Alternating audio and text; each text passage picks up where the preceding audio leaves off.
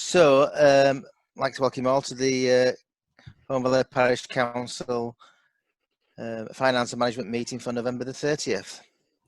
I'm Michael Pogson, I'm the chair of the committee, and as it was just past 7 o'clock, we will start now. It's usual that we have public question time, and with three members of the public here. I believe, are you all in relation to grant applications? I am. Just stick me a thumbs up. Yes, they are. Yeah, and I'm assuming, but I could be wrong, that Sarah, you're here from Home First Tech. Yeah. Regarding the Be Kind, the Wendy, Home First Country Market. Is that a Yes, she is. Yeah, that's great stuff. And Roger, the festival. That's right. The music festival. Yeah. That's great stuff. So as you join the room, we'll go in that order. So Sarah's, you each get 3 minutes to sort of like present your case regarding your applications, or anything else you want to talk to that you think we might be interested in. But it's not restricted to your applications, but I'm guessing that's what you're here to speak about. And then we'll try and bring the grants up the agenda and get them dealt with early, if that's okay with the rest of the members of the committee. That's fine. Okay, so Sarah, you have 3 minutes. Thank you. Okay, I'm Sarah Broxton. I'm the manager at Home First Tech. I've been working, I started in April this year, so I've been manager of the tech during lockdown. So I became, I was a member of the mutual aid group, and we've also supported, the tech's basically supported and coordinated the community response to the COVID crisis across the Home Valley area. I was approached by a member of the community to set up something called Random Acts of Kindness, which is a short-term project to help people across Christmas, in the lead up to Christmas and potentially beyond, to give people a lift. And the points about it are to, one, to let people know that they're cared about, even if they feel socially isolated and vulnerable. And it's also an opportunity for members of the community and our business community to take part and create this sense of cohesiveness across the Home Valley. So that's the point of the project. Our timescales are really, really tight. Because we're looking at delivering goodie bags of different items that I'll talk about in a minute to people before Christmas. So it's the 1st of December tomorrow. The offer that we're looking at is for non-edible gifts. So things like crafts, Christmas decorations, poems, pieces of artwork, things that people, or knitted items, you know, like little garlands, just little tokens of kindness. The second thing is about edible gifts, so things like mini Christmas puddings, Christmas cakes, things that have got a very long shelf life, high calorie content. We've been in touch with Environmental Health at Kirklees Council, so we're working with them to make sure that we get everything in place to ensure people's safety. And then another element is about engaging local businesses. So we want local businesses to promote the scheme through a voucher scheme. So if they've got their own vouchers, then people can kind of pay it forward. So for example, we've got Reed Bookshop on board with us, and they're going to give us a discount on any books. So it's like 80% of the cost of a book for somebody to buy. If they're buying one book, they can buy another book. Local restaurants and who are the other people? The Fair Trade shop and different breweries as well. So Sheila Sutton from the Nook and all of her empire. So, and it's not just about, we had a discussion about alcohol. We've got a team in place of volunteers to kind of coordinate the nomination scheme. and what their preferences are. And then the final element is that we're engaging with local schools, local primary schools. So we've got somebody at New Mill Junior and Infant School that's coordinating and put a shout out to primary schools across the valley to put forward either Christmas cards or letters from primary school children that can go in these packs as well.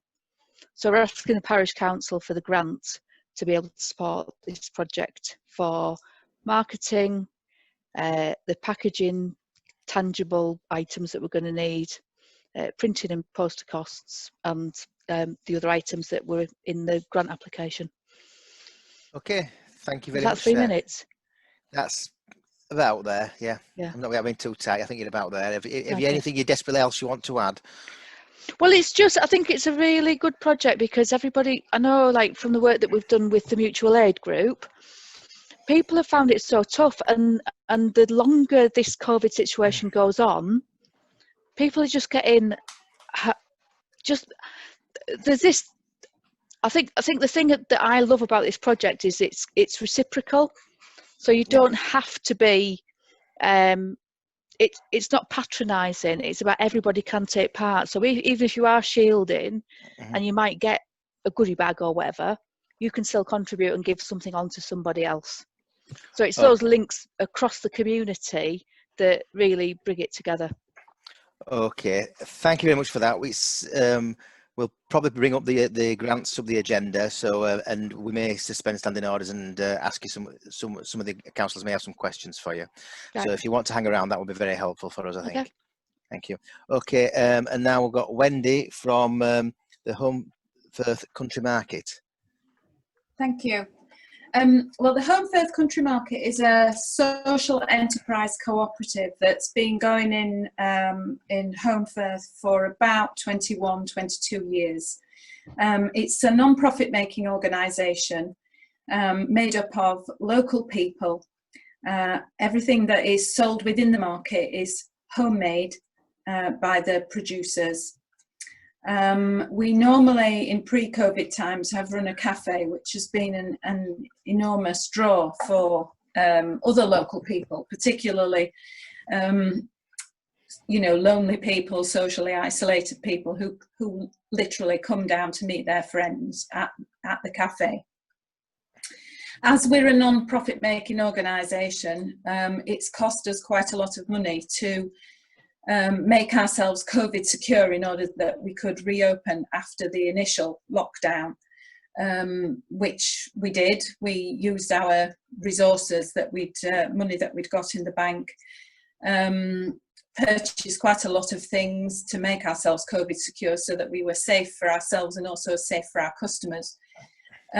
When we set back up again, it became clear that we perhaps hadn't done everything we could to secure our own safety and that of our customers. So the grant that we were asking for was an amount of money to enable us to buy some Perspex screens, which would go in front of our pay station. Previously, we had accepted money at each of the tables where things were sold, and we moved it so that we just had one pay station. And we also purchased a card reading machine. But obviously all the customers go past that one pay station. So it was a way of having this, you know, a screen to go in front of those people. So that's it. Okay, thank you very much for that. Thank you. That was very brief, but very good. Thank you. And then finally, and as I said to Sarah, we'll bring the grants up the agenda. Yeah, okay. And if you want to hang around, some of the councillors may have a further question for you. I'm not too sure yet. And then Roger Lancaster, if you would like your 3 minutes, that would be great. Thank you. I'm acting chair of the Arts Festival following the sad death of our chair, Steve Sykes, a couple of months ago. So I'm in a way standing in for him. The festival, as you'll be aware, wasn't able to happen or most of it happened live this year, but we did manage to move it online very successfully for 3 evening presentations. And most of the aspects of the festival were represented in that online. And we were very pleased with the online response that we got. Some elements of it, though, still did go ahead, and I hope that you have noticed and that you like the carbon capture sculptures that are down at the sands of the stags and the herons, and we hope to maintain those over the winter, improve them, and indeed add to them during next year's festival. But the particular aspect of the festival that we're applying for this year is the Art in the Woods project, which was last done in 2016 with over 2,500 people actually took part in the arts trail through the woods that was done that year. Obviously, with COVID, there's uncertainties about next year and how it can be done. What we're planning for is for the festival at the moment to take place in June with standby alternative plans should it have to be deferred to September again, and to make it a COVID secure art trail with stewarding in the woods of the different installations that will be put in place. The plan is for 10 artists to work with 10 local schools, creating the sculptures around environmental and carbon capture themes. This may be one aspect of the festival that's actually there for more than just the weekend of the festival itself.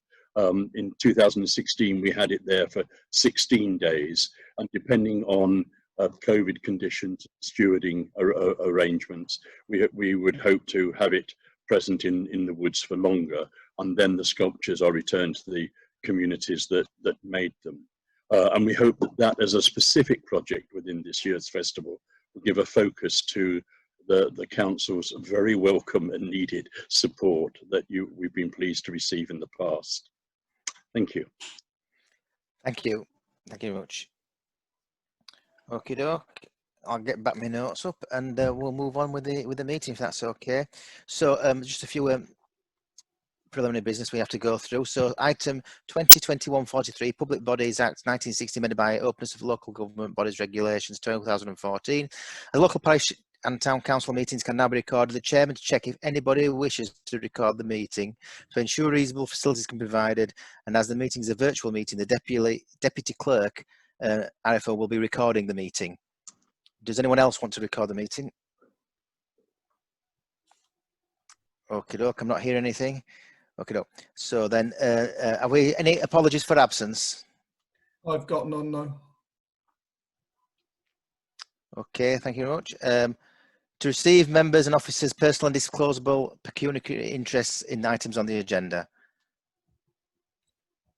Mary's got her hand up. Hi Mary, would you like to inform the clerk? Yes, I have a personal interest in item 49, which is applications for grant, and the third one, the random acts of kindness, because I was part of the group for a while. I'm afraid I had to withdraw because of pressure of time, but I do need to declare an interest. Thank you, Mary. Anyone else? Okay, then we have consider a written request for new DPI dispensations. Have we any? We don't. We don't. Thank you very much. Then item 2021, consider whether items on the agenda should be discussed in private session. I'm not aware of any. I'm not seeing any hands up. Okay, we'll proceed as we are. And then, okay, I'm going to now move the application for grants up the agenda, if that's okay with everybody. Is everybody all right with that? I'm seeing a lot of nodding heads. Good stuff. Okay, then. So the first one that I've got here is in the order of our notes, when I can get that one up, is I've got for... Sorry, I'm trying to do it all online rather than a piece of paper today. Country Market. It is Holmfirth Country Market. You're right. I found the piece. I found it now. Okie doke. So, has anyone got any questions that you'd like to put to the applicant? And I will agree to suspend standing orders if anyone's got anything you'd like to put forward. No hands. Okie doke. You've got off lightly there, Wendy. Okay, so has anybody got any? Would anyone like to comment or put forward anything and discuss it? Rachel. Well, I'd like to put forward a proposal that we support the country market. I think it's a good facility within the town, and I think this is a way of helping sustain it through the other side of the COVID pandemic, because I know it is a busy, well-used sort of provision on a Saturday morning usually, and obviously during COVID it hasn't been able to do that, and I think the small grant that they're asking for, £207, seems a worthwhile investment in retaining that facility in the future. So I propose we support them. Okie doke. Have we a seconder? Yeah, I'll second that. Yep. I'll go we with got Paul lots of Davis. seconders. Thank you, Paul. Have we anyone else who would like to comment on it before we move to a vote? Okie doke. Could all those in favour of supporting the application as put forward by Rachel Hogley? That looks to me to be carried unanimously. Thank you very much. Okie doke. The next one we have is, in the order that they've come in, Arts Festival. it is the Arts Festival. Yeah, I've got it now. I've got it. So, has anyone got any questions regarding the Arts Festival that they'd like to put to Roger, and we'll suspend standing orders for that period of time? Has anyone got any questions? Okay, well, so, all those in favour of suspending standing orders?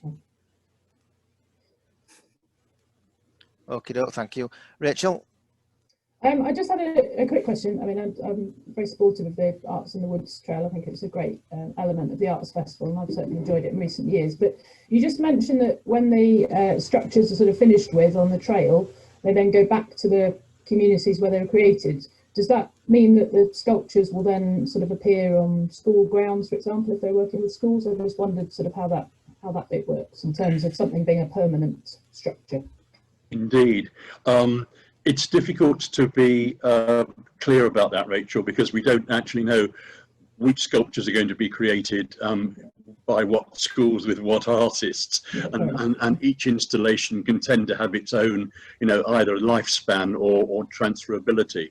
The intention is, in the past when we've done work with schools and it's been possible, it has been returned to those that have made it. It's also possible that some schools will want to do an installation specifically to go somewhere. We can't answer all of those possibilities in advance, but wherever there is a chance of legacy beyond the festival, we're very keen to try and encourage that and to build it into the festival. It's why we've been doing the willow sculptures, why we're actually planning other work in that kind of more sustainable way, so that there can be not only things that live beyond the festival, but that give people constant ways of remembering and thinking about the environment in the valley. Okay. Thank you for that. Thanks. Thank you. Thank you for that. Have we any more questions? Councillor Blacker. Thank you. Yeah, I'm very supportive as well. I just wanted, looking at the project budget, there's two lines on it. And the first one is the cost of artists to work with 10 schools. I was just wondering whether that budget line includes materials, or who you're expecting to pay for the materials, but maybe again you're still not quite sure. No, I mean, that again can vary depending on what the schools want to do and what the schools are interested in providing. Quite often the schools take the artist on for longer than we are being able to pay, and they build a whole project in with the school timetable. It really is very variable. All we try and ensure is that there's a guaranteed fee for the artist, and that there is money available for the materials that are needed. Apart from that, it's really extremely variable. I'm sorry to be so vague. No, that's fine. Thank you. Thank you. Have we any more questions, queries? Councillor Di Hall.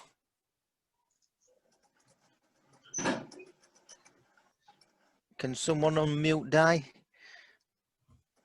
Sorry. No, oh no, you've muted it again. I'm sure she's going to be concise, but not that concise. Right. Councillor Hall, thank you. I'd just like to query. It says here that the artists are to work with 10 schools. Roughly, and I know this is probably a difficult question, roughly how much time do they spend at each school? I hate to give the answer of it's variable. Because I know what it sounds like, but that's the honest answer, because normally the schools do extend their commitment to the artist where they can and where there's funds available to do so. So the length of engagement does vary. The absolute minimum is a couple of days, but normally I would say it's longer than that. Thank you. Okay, thank you. Okay, if that's it then, I propose that we re-adopt standing orders, and does any councillor want to contribute to anything that they'd like to raise regarding the application? Councillor Davis and then Councillor Hogley. Yeah, certainly I think it's already been expressed by Councillor Hogley and Councillor Barker, their support, if you like. So certainly from my perspective, very supportive. We know that the Arts Festival is central to, the Valley has had a massive impact over the years, and particularly in these times. Certainly this is something that we need to see being planned and put in place to give something for people to distract themselves away from what's happening elsewhere. I think the way that the Arts Festival have adapted and been agile during the pandemic is also admirable. So from my perspective, certainly I would support this. Okay, any other comments? Anyone? Oh, Councillor Hogley. Yeah, I just wanted to comment. I mean, as I've said before, I'm very supportive of this. I suppose the question for the committee is that normally our grants are capped at £1,000. Clearly, the Arts Festival was asking £2,000. So we just need to think about if we did want to contribute to that level, which personally I'd be happy to do so, but we'd have to think about how to support the additional £1,000 if that was what we wish to do. Yes, thank you.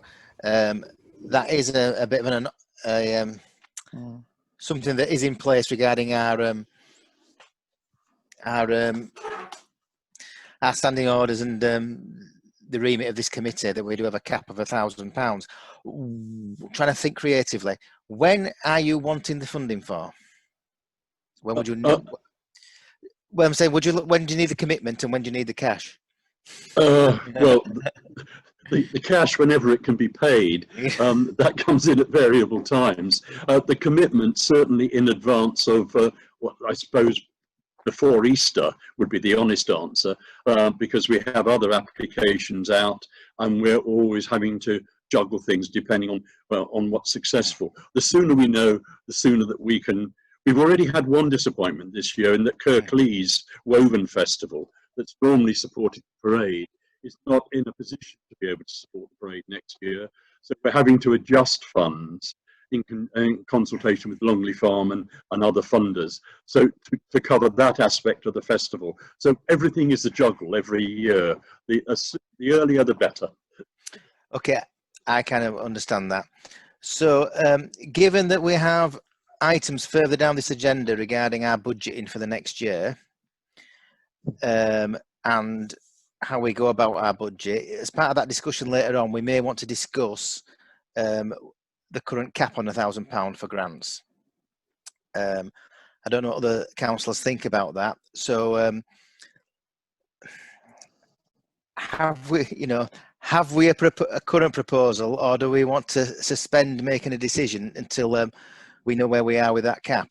Councillor Hogley. I was just going to say, can I propose, sorry, that we give £1,000 towards the festival, and then in the latter stage of the meeting, when we're looking at the budgets, we explore what options there might be should we wish to give the additional or consider being able to give the another 1,000, be it within this financial year or the following year. But at this stage, as a pure grant application as it stands, given our cap of 1,000, I propose that we support that. Okay, Councillor Davis. Yep, I certainly support that, but I'm just going back to your sort of lateral thinking or whatever you were thinking. I'm assuming, Michael, that you were thinking of £1,000 this financial year and then possibly looking at another grant in the next financial year. Was that where you were coming from? Well, as I say, I'm quite open to all sorts of creative kind of way of looking at things so we can get a positive outcome. I mean, I myself, you know, speaking, as long as I'm not speaking out of turn as a chair, you know, it's something that I would like to support. And I think if we can work a way around doing that, that will be the best way forward. Whether we, I was thinking if we changed the rules, we could deal with the grant at the first meeting in the next year, and then give them the whole 2001 go, or we can give, or like Councillor Richard Hogley said, we can give the 1,000 now, and then try and work out how we can facilitate going forward within the council's rules. I'm open to thoughts. Well, I'll certainly second Rachel's proposal of the 1,000, and then, you know, if there's further discussion, but certainly as a minimum, I would second that. Okay, so we've got a proposal and a second. Councillor Hall. Can I just say that we've got to be very careful how we attempt these, because we've always got to be fair. And what we do for one group, well, then certainly we've got to do for another. So can we just bear this in mind when we do take a vote on this? Yeah, I think I will be minded too. If Mr. Lancaster's okay with this, we suspend making a decision on his application and see if the rules are changed in the forthcoming regarding grants in our discussion later on this meeting, and then if we can give him for the full amount, if the rules do change, that cap's lifted in any way, shape or form, we can get back to Mr. Lancaster and hear his deal with his grant at a later date, you know, or I suppose in some ways he can stick with his £1,000 that he gets now and see what happens, or hang on and hope we can give him the full amount at a later date. This is starting to sound like a quiz show. It does sound like a quiz show, yeah. Do you want to gamble, or stick or gamble? Are you actually asking me? It's your decision. Well, it is our decision. It is, you're right. I'm trying to defer the decision onto somebody else who's not a member of the committee. Councillor Colling. I don't know, and Mr. Lancaster can doubtless answer this, but I think it's likely he'd like a definite 1,000 now and hope for more later than nothing now and not know what's going to go on. That always has to be preferable, to have some money in the bag and hope later. Okay.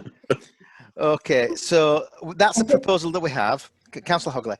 Yeah, so I was just going to raise the issue as well that if a decision later on was to recommend moving money, say from a different budget, then any environment would have to go through full council anyway, and therefore we wouldn't be making that secondary decision tonight. So I think we'd be better going ahead with the proposal for £1,000, and then we would come back to Mr. Lancaster in the fullness of time as to whether we could. Whether we wished to and were able to support it to the higher amount. So following that discussion, we have a proposal to pay the £1,000, which is what the limit is, what we can give it a single grant to from this committee, and that's been seconded by Councillor Davis. So all those in favour? That again looks to me to be unanimous. Thank you very much for that. Thank you. So you may hear from us at a later date, Mr. Lancaster. Thank you very much indeed. We've given you what we can tonight, if that helps. No, I understand. Thank you. Thank you very much indeed. Thank you. So, members of the public, you're quite happy to. I believe that's all the grants, isn't it? No. You're quite happy. No. We've got Home First Tech, haven't we? Home First Tech. Sorry about that. I do apologise. Get ahead of myself. I'm that keen of having a well-run meeting and being on time tonight. That's my goal for today. So we now have, it's the Home First Tech, and the project has changed its name a few times as far as I'm aware, hasn't it? It's Random Acts of Kindness. Random Acts of Kindness, that's correct, yes. So I think this is quite a fantastic idea. I really like the concept of sort of building and strengthening communities by little random acts of kindness and that kind of thing. And from what I can understand from the application form, the grant you're wanting is not for the actual gifts or the tokens or anything like that. It's very much to advertise, promote, and facilitate this happening. Yeah. So I think one of the things I'd like about it is that the tech's kind of facilitating it, but it's a very much a community-based project.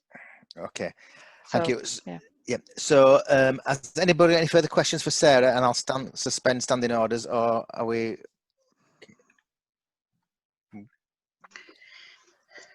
Okay, we'll suspend standing orders because Councillor Hall's got a question for Sarah. Sarah, can I just ask, how are we going to propose finding out people that are needed? Is this what part of this £1,000 is for, to put adverts out for people to inform you of people that are lonely or needing some companionship or friendship of some form? No, the money, what we're doing is getting members of the public to nominate people that they know who could do with a lift. So it's particularly looking at people who might be outside of like GPs and social, just lonely, socially isolated people who might be a long way away from their families and that kind of thing. So we're asking for public nomination. So none of this money will be spent on sourcing people. I've also been in touch with the food banks and different faith leaders across the Home Valley. So we want it to make it as respectful to people as it can be, so that the faith group leaders can then be like a conduit and a link point to be able to push. All they need to tell us is we want 3 bags for women in over 75 who want X, Y, and Z. So other people can nominate on a person's behalf, or people can self-refer. But the money's not going to be taken up with sourcing people, if that makes sense. Right, thank you for that. Thank you. Have we any other questions, Sarah? I've just realised I didn't take a vote on suspending standing orders, but hey ho. Okay, back to the meeting as proper. So has any of the councillors like to raise any points about this thing, or like to discuss anything or put anything forward? Councillor Davis. I think you probably summed it up, Councillor Pogson. I don't think there's much more to add. I think, you know, the words you use, I'd echo them. I think this is an absolutely great initiative, real community activity, and as I think Sarah's saying, not one which is in any way sort of looking down on people or being patronising. I think that's the important thing with this. This is very much sort of giving and sharing between people. So I think from that perspective, fantastic. And yeah, I'd certainly support this. Okay, have we, anyone else? Councillor Hogley. I was just going to say I'd support it as well. So I'd second if you, Councillor Pogson, have made a proposal, then I'd second it. Yes, I propose that we'll support this. Councillor Hogley's seconded that. Okay, we're all okay if we go to a vote. So all those in favour of supporting this application? That's 6. Okay, okay. And I think Councillor Blacker is abstaining because she has a. I am abstaining. Yeah. Okay, okay. Okay, so that's carried. Okay. So now I can say thank you all for your attendance and your contributions to the meeting. It is a public meeting, so if you'd like to hang around and you know, you're more than welcome to stay here. But if you've got other things you'd like to get on with, then that's entirely up to yourself. But anyway, thanks a lot for your contributions. Thank you very much. Thank you very much. I'm going to say my goodbyes. Okay. Thank you. Bye. Bye. Bye. Thanks, everyone. I can't understand why people don't want to stay for a finance meeting. It's bizarre. Everything. Who's not interested in money? Who's not interested in money? And that's me as a socialist. Okay, so we'll move on to, I think we go back up the thing now to confirm the minutes of the previous meeting. held on the 12th of October, and then 2020 numbered 2021 2022 to 2021 42 inclusive, as previously distributed, and they've already been confirmed by the council. So has anyone got anything they'd like to raise on any anomalies or anything on those? They have already been heard by the council, so I don't think there should be any. I've had a quick look through today. They all seemed okay to me. No one's got their hand up, so all those in favour that we move them? Thank you very much. That's carried. And oh, too many clicks, and it's sorry about that. Do apologise. So the next item on the agenda is accounts for payment. To note, the chairman of the council has not used any of her chairman's allowance during her term of office so far. And then number 2, to approve the payments of the month-to-date schedule and accounts for November. Has everyone had sight of those? Yeah.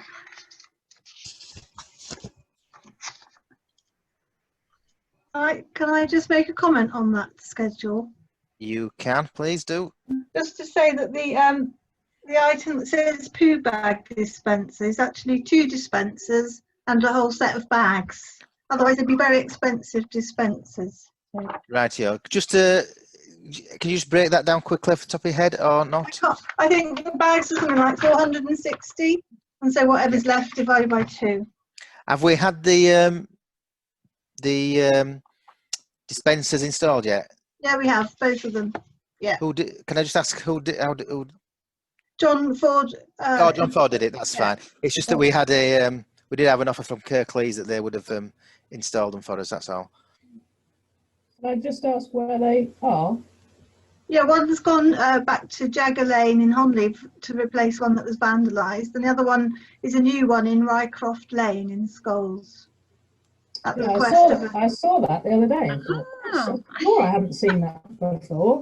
Because we just thought to take the opportunity to put it in our parish news column. Yes, that's a good idea. Must have forget to note these things. Do they all have the same standard key? Do we know?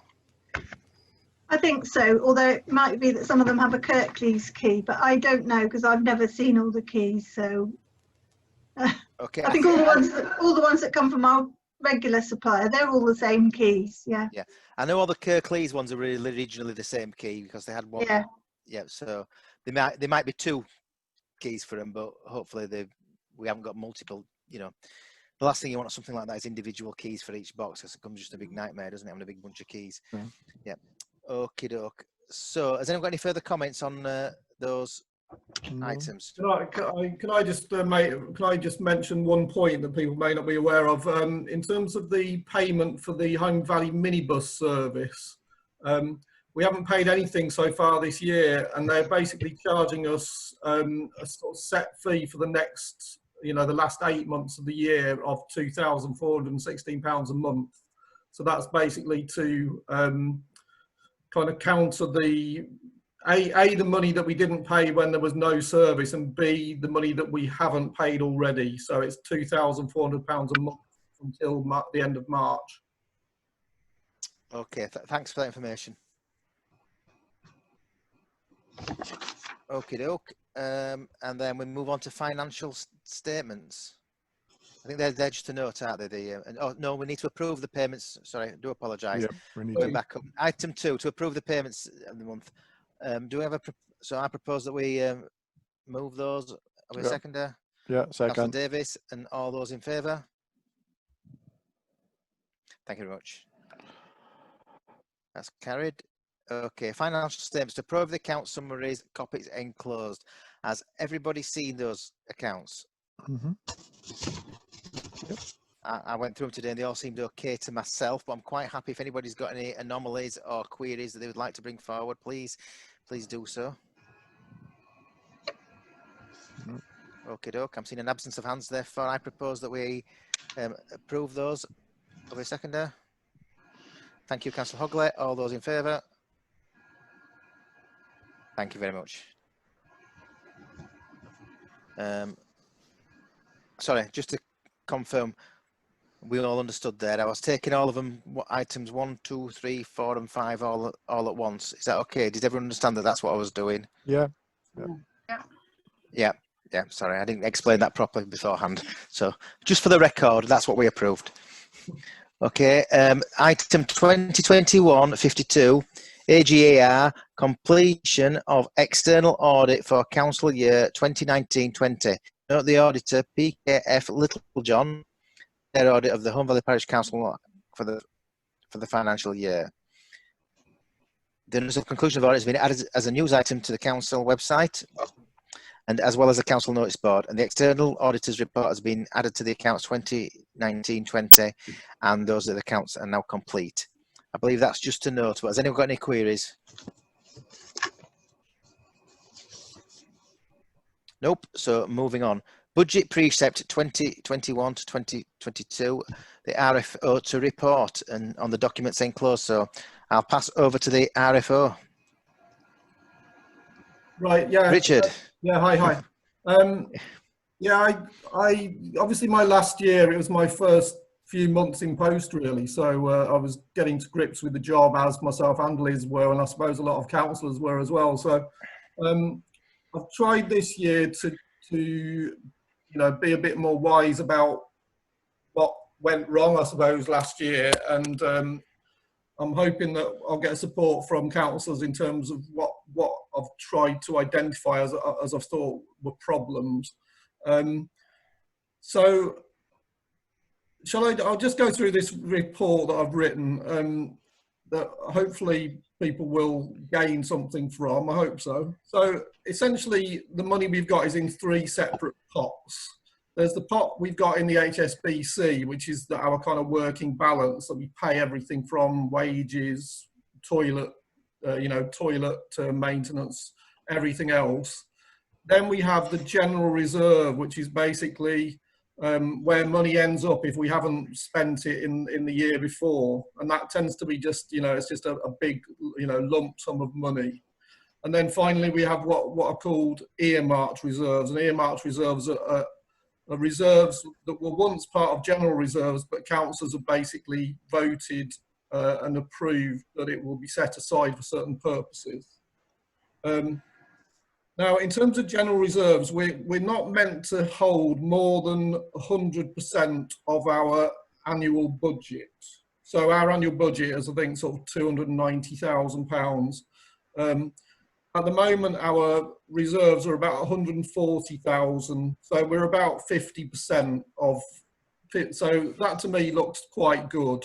We will have a lot of surplus at the end of this year because of money not being spent because of COVID, of course. It may hit as high as 60 or 70,000. It's quite hard to tell at the moment, really. It depends whether, for example, climate emergency does spend the money that they've committed to spend. So we're kind of waiting on that. But we could come out with quite a lot of money, but we still won't be anywhere near the 100%. But there will be money there that we could commit to projects if we decided that that was what we wanted to do. So I'm just saying that there is money there to spread around if we decided to spend more on certain budgets.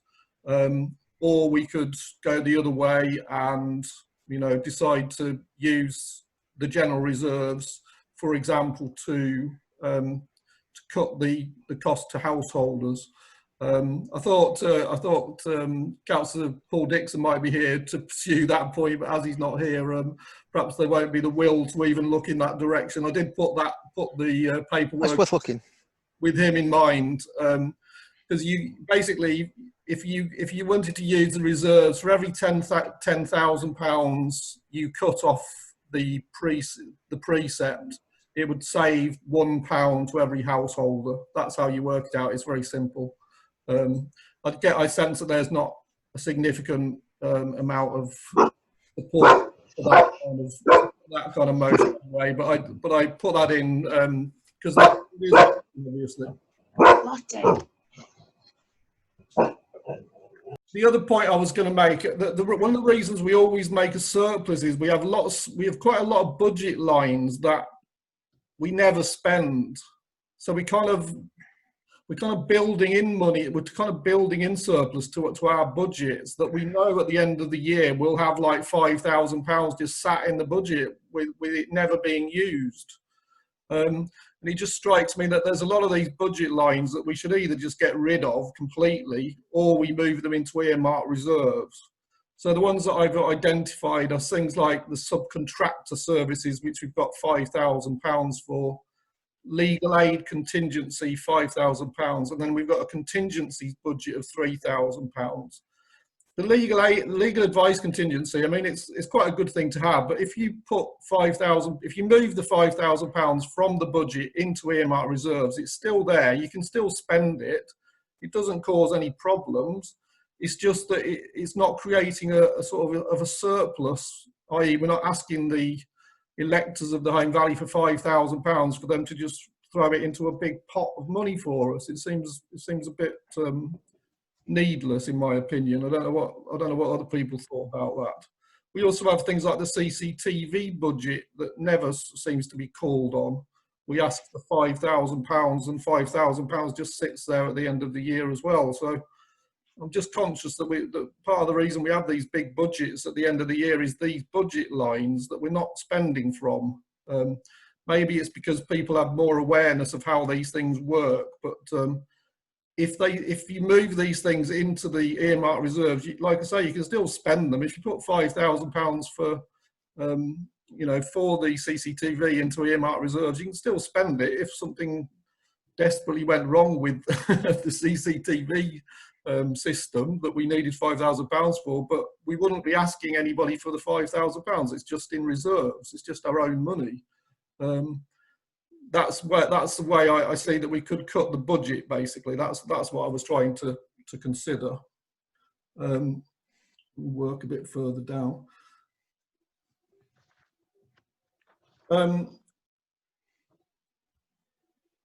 So, what I've been looking at trying to do is trying to move as much money that I don't think is ever spent from the budget into earmarked reserves. And I was thinking that we could probably save £18,000 without having any effect on the effectiveness of the budget, because it's things that just aren't spent. So I personally would just be moving them into earmarked reserves, other than the contingencies budget, which if you talk to YLCA, they will tell you that you shouldn't even have a contingencies budget because it's a pointless thing, because your contingencies budget is your general reserves. You don't need a separate line for it because you shouldn't. It's a meaningless thing to have, really. So that's their point of view on it. So in terms of what I tried to do, I rather than last year, because I was very new to the job, I just turned up with one budget that worked and just gave it, sort of presented it to you, and off we went, really. But this year, I've kind of left it in a sense blank, where you can work it through line by line. And my idea was that I just complete it at the end of the in the meeting, because you can work down line by line and just vote on each point, and then we create the budget at the end of the meeting, and I show it to you.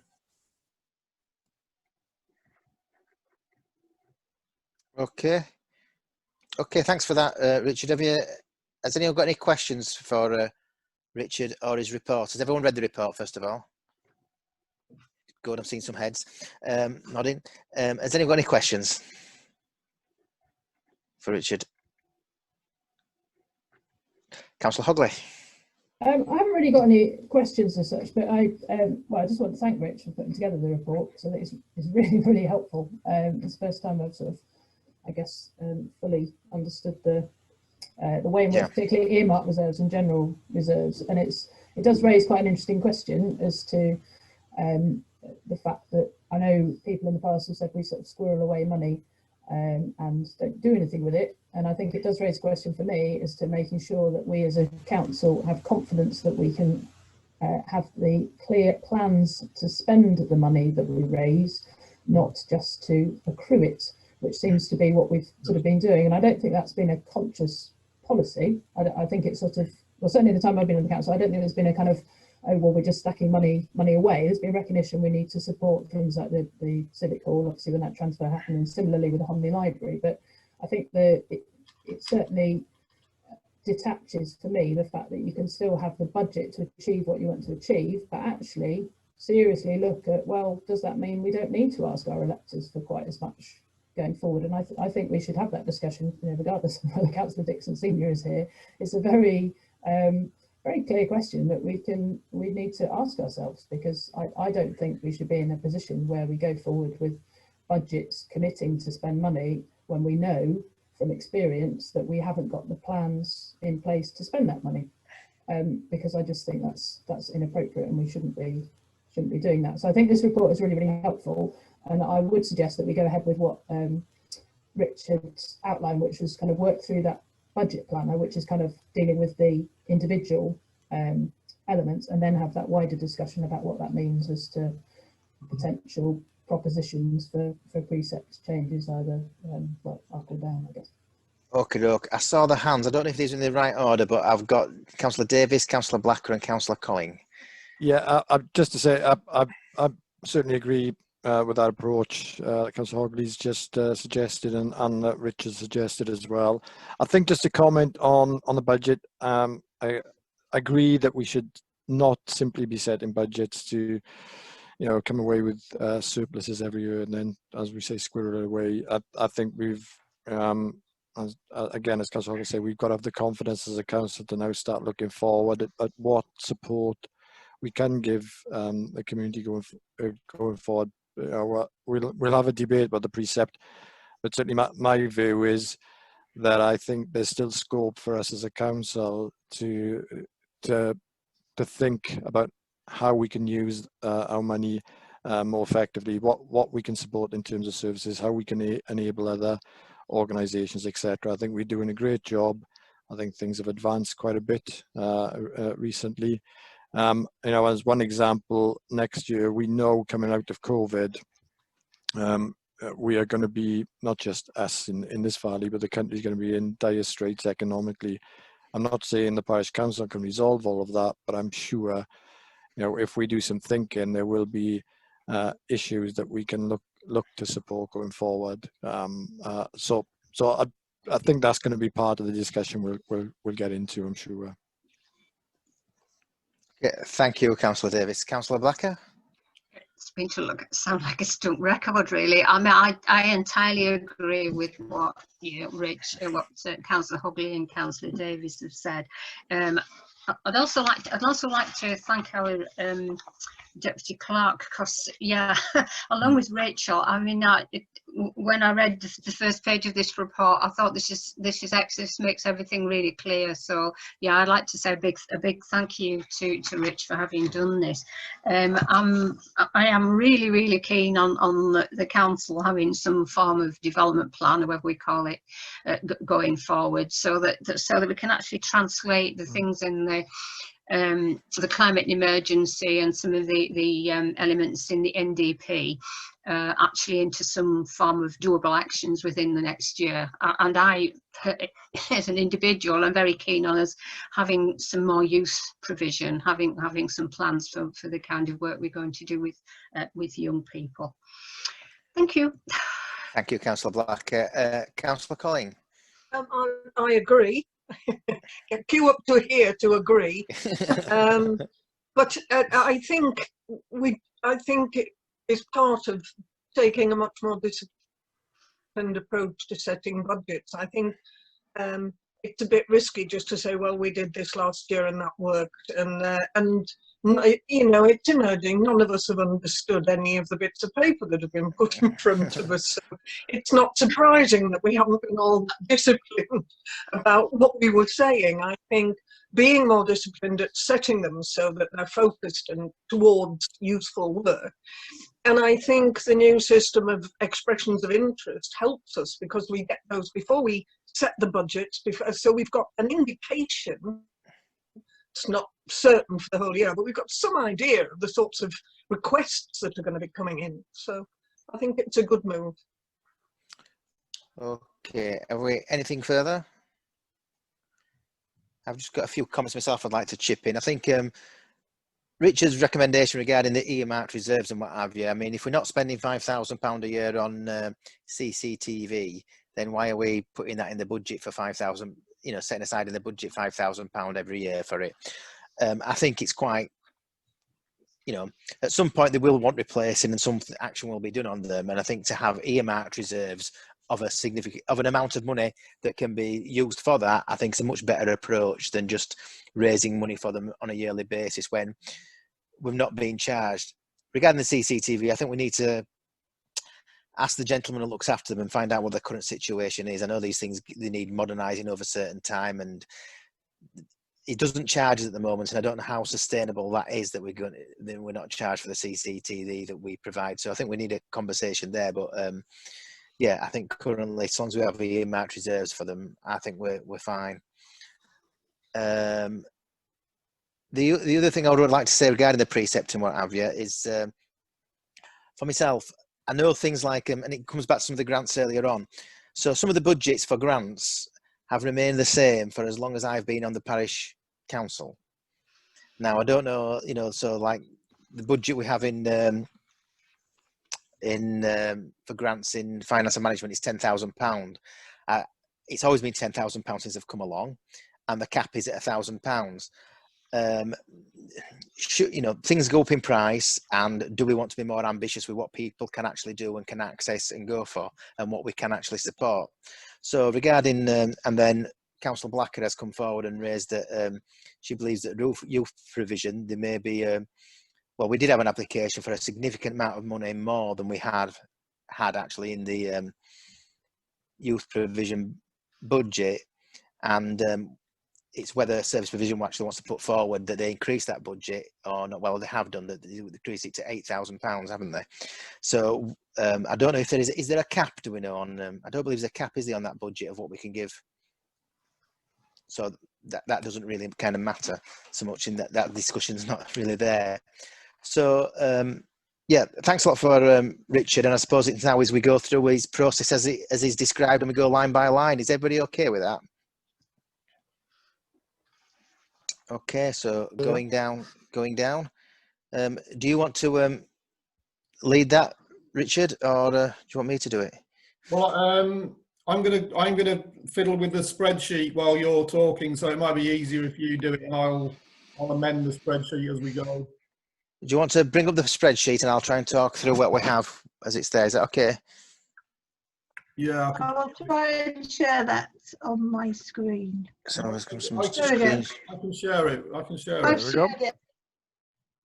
Yeah, I've shared it. We're fighting to share it. I think we've got something there in front of us there, yeah. Okay. So can you make it a little bit bigger? I will. I'm going to try and do that. Still can't see it. Yeah, can you bigger it? Right, there we go. Is that okay? Okay. Right, okay. Yeah, so right, stop there, Liz. Yep.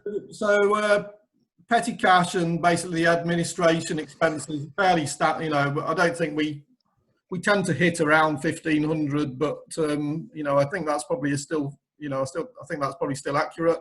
Audit is fine. Bank charges are going up. Whoa, Richard, stop there. Can I did we not, have we not decided that we're not having petty cash anymore? So could we amend that to just be what it is, APS? Sorry. I should have said that, yeah. Yeah, just so I understand that. So that possibly could be amended for next year to just APS. Yes, absolutely. What does APS stand for? Administration, printing. Post. Is it administration, printing and stamps or something like that? Yeah. It's along those lines anyway. I'm sorry, I should know, but. Can it be renamed as just administration or something? Yeah, sure. Yeah. Good idea. Yeah. Yeah. Never know. Yeah. That's more of an well, that covers everything and people will understand what it is, won't they? So it's good. Were Okay, you so trying to say all encompassing? I was, but I got foot in mouth then. Yeah, okay. So Richard, carry on, please. The audit, although last year was expensive, that was because it was our first audit under this new system. So it should be under the 1,200 going forward. So we don't need to do anything with that. the bank charges, the Handelsbanken are charging us £25 a month, so we do need to up that to, as I've got here, £300 would cover it, if that's acceptable. Yeah. Okay. Yeah, that's fine. We're going to slide. Right. Okay. I'll delete the spreadsheet as we go. Chairman's allowance. Obviously, we're you know, that seems to be set. Civic regalia is obviously under discussion, but we're keeping it. You know, if we keep it at 750 for the time being, we'll see what's going on in the future. Conferences at 500. As you can see, we didn't use it at all last year. Contingencies is this budget. Can I ask a question about that? Does that include councillor training and webinars and stuff? No, it doesn't. No, this is basically attending conferences and events. No, all right, thank you. The seminars bit, yeah, it's probably might be sensible to take out that seminars bit because it's a bit confusing, isn't it? The next line is. Can I just ask, Rich? Do you think that might be for us to have conferences and seminars as a council, rather than attending them? I'm not sure, Liz. I had it in my head that it was attending them, you know, like attending SLCC or YLCA conferences. Councillor Hogley's got a hand Yeah, up. I was just going to say, I think the clerk from a few years ago used to go to the annual conference of, I don't know if it was NALC or SLCC or something, but it was, I think there was an annual conference cost. So I would have thought it's that. That would be my understanding. Yeah. Yeah. But like I say, we haven't spent much of it, so I think it's a fairly, you know, I think we can just go with it as it is. The next one down is this contingencies line, which I've questioned about removing it. So basically, the YLCA's point on this is that your contingency is your general reserves anyway. So that £3,000, you're asking your electorate for £3,000, which is meaningless really. It's you're just asking for £3,000 for no reason. So I would suggest on that basis we have to get rid of it. It's kind of a moral thing as much as anything. Yeah, and Councillor Davis. Yeah, and as you say, Rich, that's covered. We've got plenty in terms of reserves, so it is superfluous. And yeah, I would say that it should be struck. Just take it out. Yeah. Yeah. Are we going to vote for this line by line, or? Yeah, that would make sense. That would make sense, and we've all got to know what we're talking about as it goes through. Is everyone else okay with that? Now, I can't see everybody's hand because we're on shared screen here, so I don't know how we're going to vote. Can you do by exception, Michael? If anybody opposes, it doesn't agree. Is everybody okay with that? Yes. There is a down arrow. There is a down arrow, Michael, underneath the bottom. Yeah. Well, I've got a cross arrow. Okay, then. So I'm gonna go flip across then. So all those in favour that we do it line by line and what have you and that sort of stuff. That's how we. Yeah. Yeah. Okay, then. And so speaking of that one, everyone in favour of removing contingencies of £3,000 and just using the general reserves? Yeah. Charles, is that a yes or a? Yeah. Yeah. Okay. Thanks. I couldn't see your hand. That's all. Thanks. Cheers. Okay. Back to Richard. Okay. Then the next line is elections. Now, with the elections, it's sort of like it's like an earmark reserve. It's not quite classed as one, but basically what we do is we build into our actual budget a certain amount of money so that when the election year comes around, we've got about 30,000 in the pot. And so at the moment I think we might have 20,000 in the pot. We've just put that £9,789 into the pot. And this year I've suggested if we move another 5,000 so at the end of the year, that'll go into the election budget, and then another 5,000 the year after, and then we'll be hitting sort of 30,000 when election year comes around. So that's the point of that 5,000. Councillor Hogley. I just ask a quick question, Rich. I know I'm assuming that an election year when all councillors are up for election costs 30,000, but I'm conscious in the years I've been on the council, we've had quite a few by-elections, and they are often quite expensive because they're having to be kind of bespoke. They're not rolled up with when the other local authority elections. So we just need to make sure if we've spent it all, at the end of the, because it's just whether it's a full 30k that we typically need for an election year, in which case it feels as if the earmark reserve ought to be a little bit more than that to allow for, you know, we've had people who've retired due to ill health or resigned or died. Obviously I wasn't here for the last election year, but I think we got a bill for about 20,000 in the end. I think the 30,000 is kind of like at the top end. Okay, that's fine. That's what we're advised to have, but I think it's more. I think it's generally more than we need, probably. Okay, my thinking is that you should have enough for the full election and some for elections in between. However, I do take your argument that you know, we shouldn't be there. I mean, has anyone else got any contributions regarding that? Yeah. I mean, Charles, I'm aware that Charles Greaves, Charles Greaves has been around a lot longer than us. I mean, I would be, and Councillor Hall, I'd be appreciative of their thoughts. And Councillor Davis has stuck his hand up. It was only a quick one. That, you know, for me, yeah, I'm quite happy with the 5,000. But you know, I'll listen. Certainly, as you said, Charles and I've been on the council a lot longer than this. I'd be interested to hear their views. Yeah. We do. I do want to make the point. We do have 20,000 in earmark reserves already, which you can spend. Fine, Not it's not money you can't spend. It's just Yeah. to build up. Mm-hmm. Okay, Councillor Hall.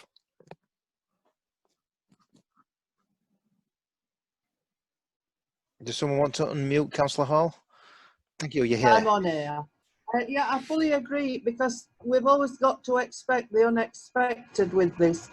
And these elections, as we've done from the past, can prove to be rather expensive. So I'm very wary about lowering the amount of money that has been set aside. I think we really ought to have that there as a cushion. But we've effectively got 25,000. We've got 35, just shy of 35 by the time we've finished. Yeah. Yeah, that's right. So we would have much more than we need if we finish. We've already got 20,000, I think, haven't we? And we've got another £5,000 going into the budget. So we've already got 25,000. Well, no. Then there's this year's this is this year's budget going across. Yeah, there's 5,000. Yeah, exactly.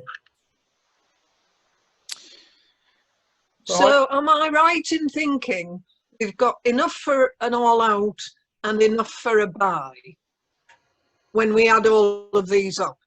I would think so. Right. Yes. Yeah. I think we have some excess. Yeah, that sounds fine to me. So I think it was worthwhile having the discussion around that and make sure we were all okay with it. So all those in favour of keeping that as is?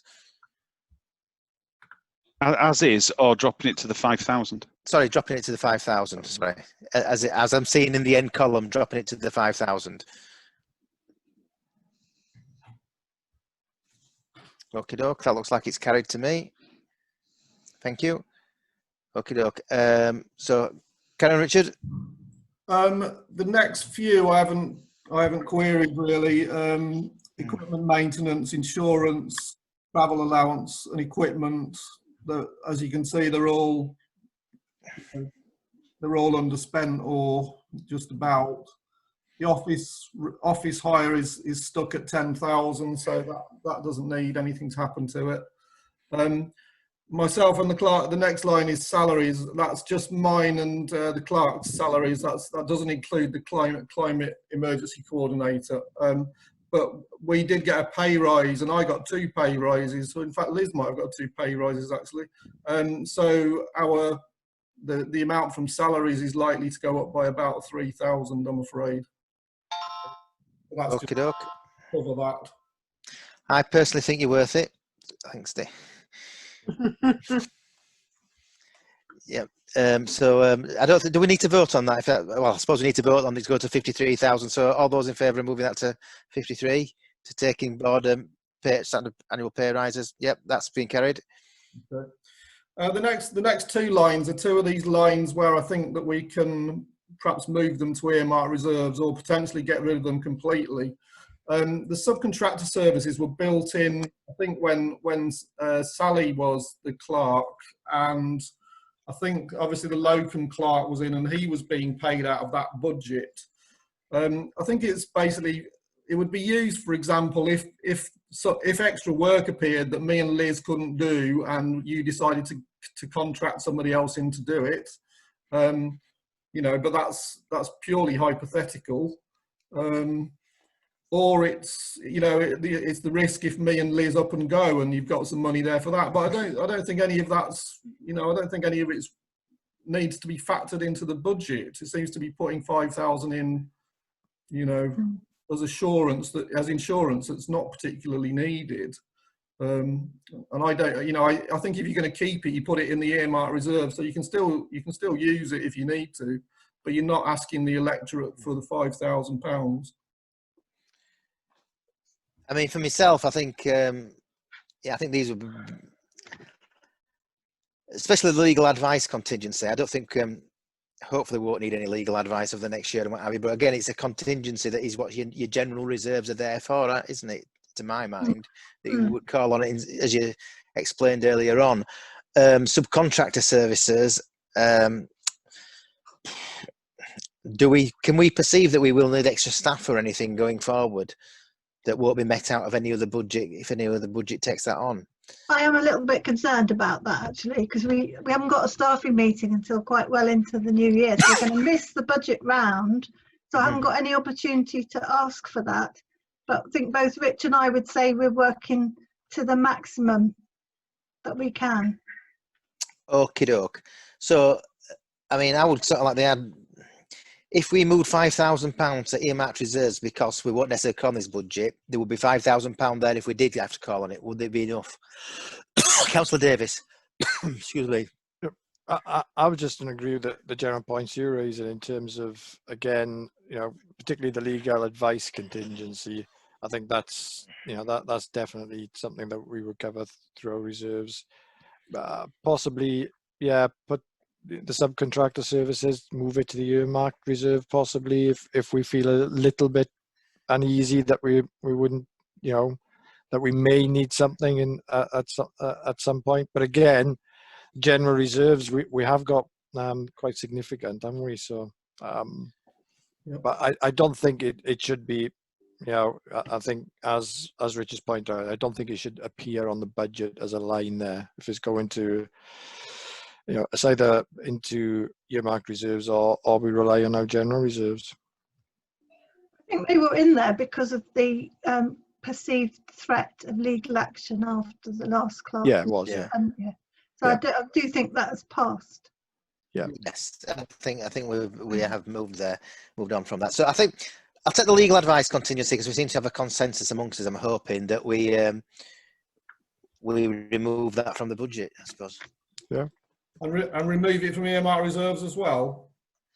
Actually, there is I don't know what budget it will come up. We might have legal costs for Honley. Well, we will have legal costs for Honley Library, won't we? That's just coming. That would just come out of CASC, though. I think that's where we've tended. All right. Okay. We tend to take that stuff. Thank you. I think this was more. This, like Liz has said, was more to do with, you know, getting sued. Yeah. Exactly. Yeah. So I think we should. I would propose, regarding the legal advice contingency, I would propose that we remove that from the budget altogether. And if something comes up at a later date, we take that out of the general reserves. Would anyone second that? I'd second that. Well, from general reserves or earmarked reserves? Well, it's whether we move it into earmarked reserves and have £5,000 there earmarked for legal contingencies, or we don't, and we'd have to go to general reserves. It seems. Sorry. Go on, Councillor Hogley. I was just going to say, it seems wise to keep a earmarked reserve for legal costs, just to note that, you know, there may be scenarios where we were sued, or let's say even in the planning public inquiry that may arise from Wolfstones, for example, there might, you know, so it feels as if having a legal item in earmarked reserves is wise, but I don't think it would need to be more than that £5,000, and if we top that out for any reason, then we'd dip into general reserve. Okay, Councillor Greaves. Yeah, there's a familiar theme re-emerging as it has done for the last 15 years, whereby we have an item for one thing, we have a backup item for the exact same thing, we have an earmarked backup for that secondary thing, and then we have a general reserve backup for that earmarked reserve. The guidance on reserves is that it should be between 2 and 12 months. It should be actually of your budget spend, not what properly not speaking, your precept, your budget spend. Yeah, but properly speaking, your budget projection should be your budget spend. But you know, I think regardless of COVID, the year before, I think we're about 50 grand under. So the number you should be measuring us against is something like, I don't know, 240, something like that. But we get our precept paid 6 monthly. So the bit you should really be measuring there is we don't need a 12-month one because we get reloaded every 6 months. So realistically, we should only need reserves up, general reserves up to about 6 months. That would be enough to see us through. Plus earmarked reserves. Your earmarked reserves should be tight, right? If you end up having 12-month reserves and broad earmarked reserves, you're double counting again and again and again. Moving some of this money off, it'd be sensible to have a general, like a contingency fund within earmarked reserves. But I'm just a bit worried that we probably already have one. But earmarking really should be for an intent rather than, you know, just for stuff that may or may not arise. Yeah. That's exactly the opposite. No, earmarked reserves are for things that are unlikely to happen but may happen. So it's kind of like an insurance. For example, if the Civic Hall roof collapsed, you would get that from earmarked reserves. You wouldn't get it from the budget. It's there as a plan for something going wrong in that kind of way. No, that's not as I understand it, Richard. I would understand it that we would, if we were, say, we wanted in, I don't know, in 10 years or whatever, the anniversary of Holmfirth Parish Council, we wanted to celebrate, do a fantastic event. We would earmark reserves by every year putting something into earmarked reserves for that event. And then when that came, we would spend the earmarked reserves. Contingencies generally should come out of your general reserves, and that's why you have general reserves. Hang on though, because in CASC, we're setting money aside. We want to set lumps aside for Honley Library, for the Civic Hall. We don't know whether they'll be needed, but we fear it's an earmarked reserve. It's a cross between a contingency and a saving up. No, yeah, but it's for specific. It's for a specific purpose. That's the event may be foreseeable, the amount may not be. But what you shouldn't be doing is doing both. You shouldn't be making provision within an earmarked reserve and within a reserve. Just to go back to your example, Richard, I wouldn't expect to draw something like that from within a budget. I would have expected something like that to come from your general reserve in the example that you give. But it's just important not to have like 3 or 4 pots trying to cover the same ground. Yes, I agree. This is one of the issues from the past. But you know, if we want to take subcontractor services and legal advice contingencies out and just put those as a £10,000 contingency, legal contingency fund, that makes sense to me.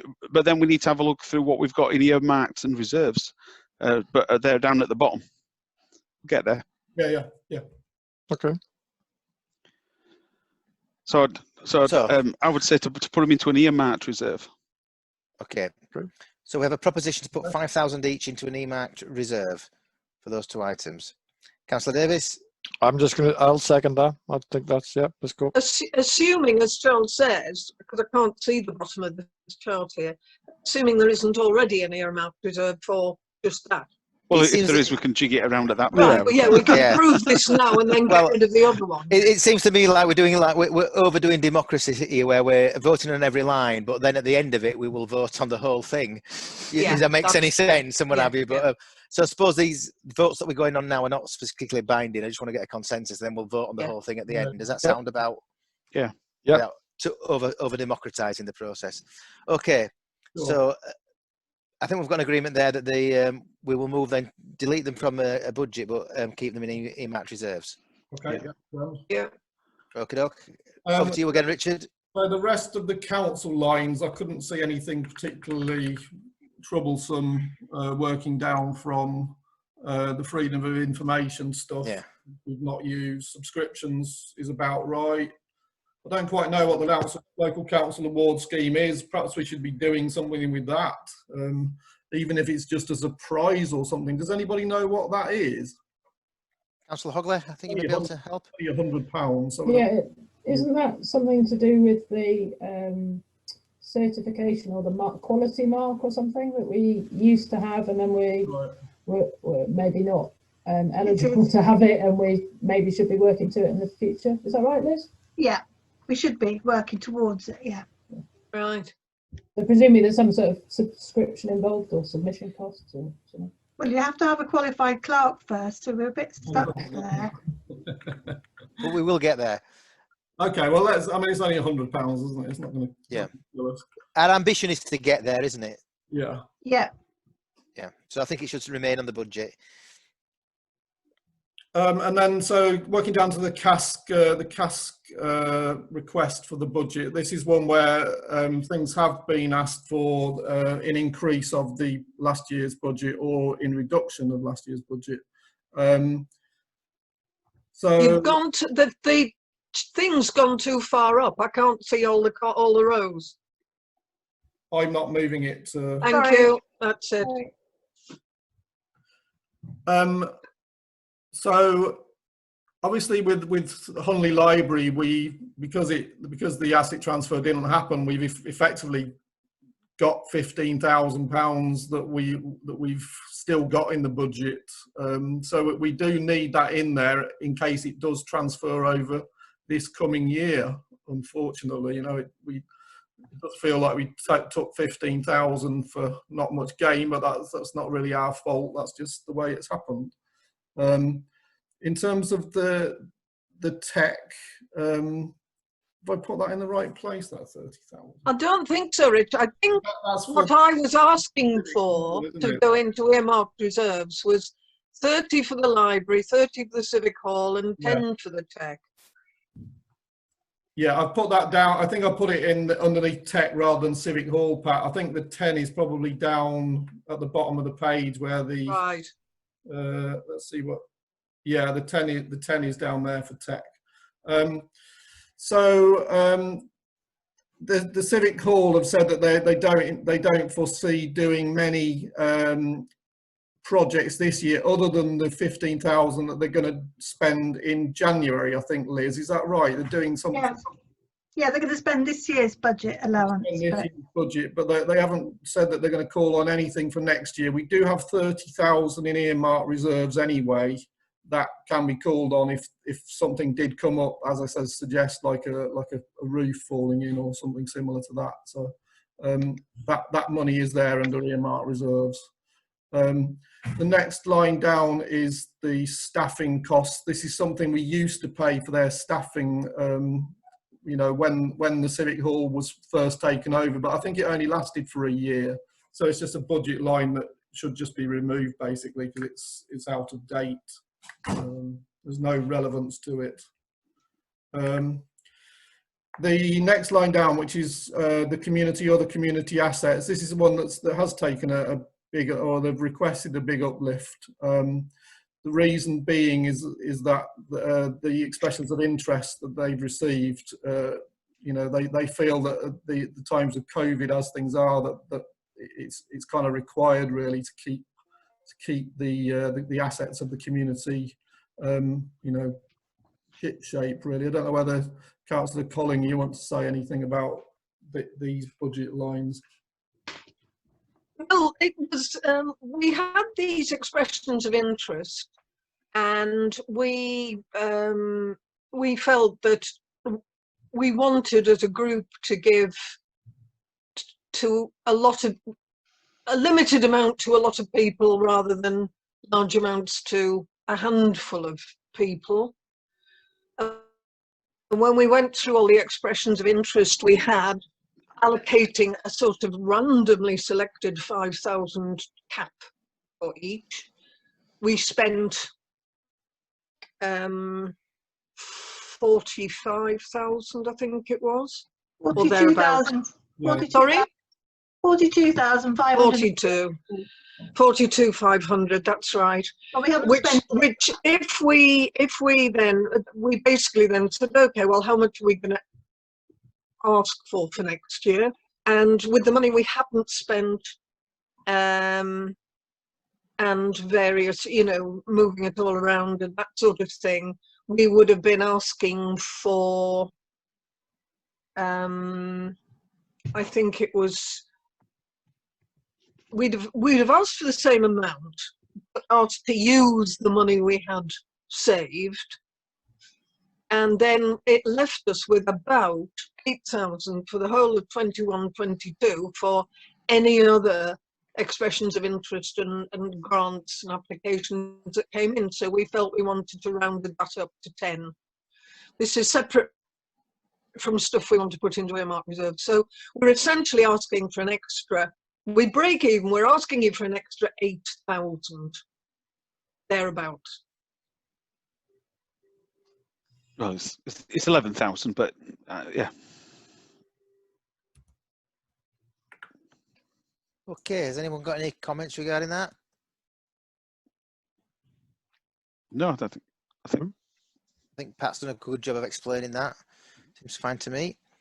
And then the bottom two lines, the toilets, we just, because of the increased cost of PPE, the decision was to put an extra £1,000 on that, which I think is probably fair enough. And then with regard to the toilets lettable space, there was 5,000 in there, but obviously it's let now, so it's in, you know, there's every likelihood that it wouldn't be spent. I just advise that we just keep the 5,000 we've got in earmark reserves that, you know, might be called on if need be, but you know, as it is, we suggest that you could probably get away with just leaving 1,000 in there just for the occasional costs that come up, you know, legal wise or things like that.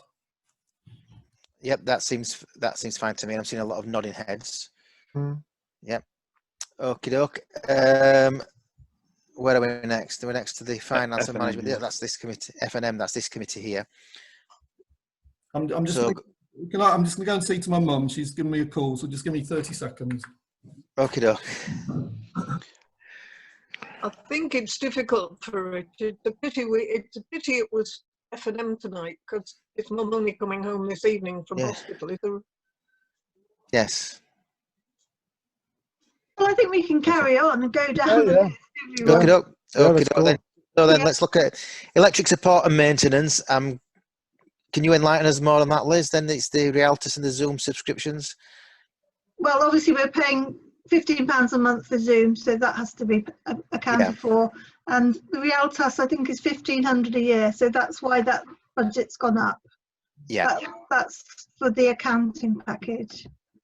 So the Realtus is the accounting package, and the Zoom subscriptions enables us to have meetings. Yeah. Which is self-evident. I can't say we can argue against either of those. Then the grants query: does the committee want to increase this budget? Now, it's not gone up since I've been here, and it's been up since I've been here. Would you fancy doubling it? I think like that proposal. I like that proposal, and yeah. Okie doke. Have we any advance on doubling it? Well, I seriously, it's I'm absolutely serious. Is 20 grand enough? I mean, it's not as though we're short of general reserves. I take on board your sentiments, Councillor Colling, and I have very much sympathy regarding that. The only other point is if you increase the budget and then it doesn't go, it leaves and someone doesn't come and do these projects. You know, spending money can be as hard as saving it sometimes. So, right. Okay. You know, people are going to come across and submit grants and take this money, and you think it's going to be higher, then I'll be willing to listen to the argument. But if we're just sticking pins in, I think. Can I say so? I think Liz Bennett, clerk. Do you want me to speak now? Yeah, I think if you look at the tech becoming the community anchor, I think we're going to see a lot more of these initiatives like the Big Treat and the thing that we've looked at tonight. And that's where we should, I think, that's where we don't do very well, is actually looking at what the community needs in small, you know, in the variety that's there. We tend to concentrate on buildings. Councillor Davis. Yeah, I certainly agree with Liz. I think, you know, the anchor combined with what Kirklees is driving now in terms of the focus around place, around supporting that through Community Plus, etc. I do think it'll sort of generate more initiatives and identify more need. You know, I'm happy if with 20,000, I think is good, but you know, certainly as Pat said, you know, whether it's 20, it's very difficult, isn't it? Whether it's 20 or 25 or 30, you know, I think it's in that ballpark somewhere, but we're guessing. But I don't believe we'll have a problem in terms of initiatives going forward. I think we're going to see more. Councillor as Liz said. Councillor Blacker. Well, I was more or less going to say what Paul says, really. I mean, and as well as working with the tech as a community hub, I think as councillors we could probably do more to go out and talk to local community groups and encourage them to apply. So I don't think there'd be any trouble in spending that. Okay, so we have a proposal from Councillor Charles Green. Oh, Councillor Colling. Sorry, I'm having to switch between people, and I didn't see you then. Councillor Colling. I don't know whether this is part of this proposal or it's a separate one, but if it's standing orders that it should be a cap of 1,000, I think we need to change that because 1,000 doesn't go very far. Thank you, Councillor Colling. Yeah, this is the budget, and then we have to look at. I don't know where does it sit the regarding the 2,000. Yeah, I'm not 1,000 sure. cap. Is it in the? I don't know. Is it in the scheme of delegations, or is it in? Anyway, it's in one of those. So that sounds about right, but it's not the decision that we would make tonight. But I think it's a decision knocking on from tonight. Yeah. If we had a higher budget, we may be able to give bigger grants. I don't know what the people are thinking there, but that's not for tonight. So we have a proposal from Councillor Charles Greaves that we increase it we double it to 20,000 for grants from finance and management. Do we have a seconder for that? That's Councillor Blacker. Councillor Blacker, I've taken as a seconder. Have we any amendments to that proposition before we go to a vote? Okay, all those in favour? Okay, and have we any against? Okay, okay, looks that's been carried. Thank you. Okay, doke, and then moving down. So I've lost where I was in the public clocks. Public clocks. Public clocks. Currently, we don't maintain public clocks. I believe that in the next full council meeting there may be is it not? Is it not the next full council meeting? I'm not intending to bring it up because I have sent an email around which says that we should not do it. So I don't really see there's any point discussing it any further at this point until the law changes. Yeah. I really think we're wasting our time. We have a law that's written in 1889, which we choose to ignore right up until now, and then we've chosen now in 2020 to abide by a law written in 1889. Well, look, we've got some laws that go back a lot further than 1889 that we still abide by.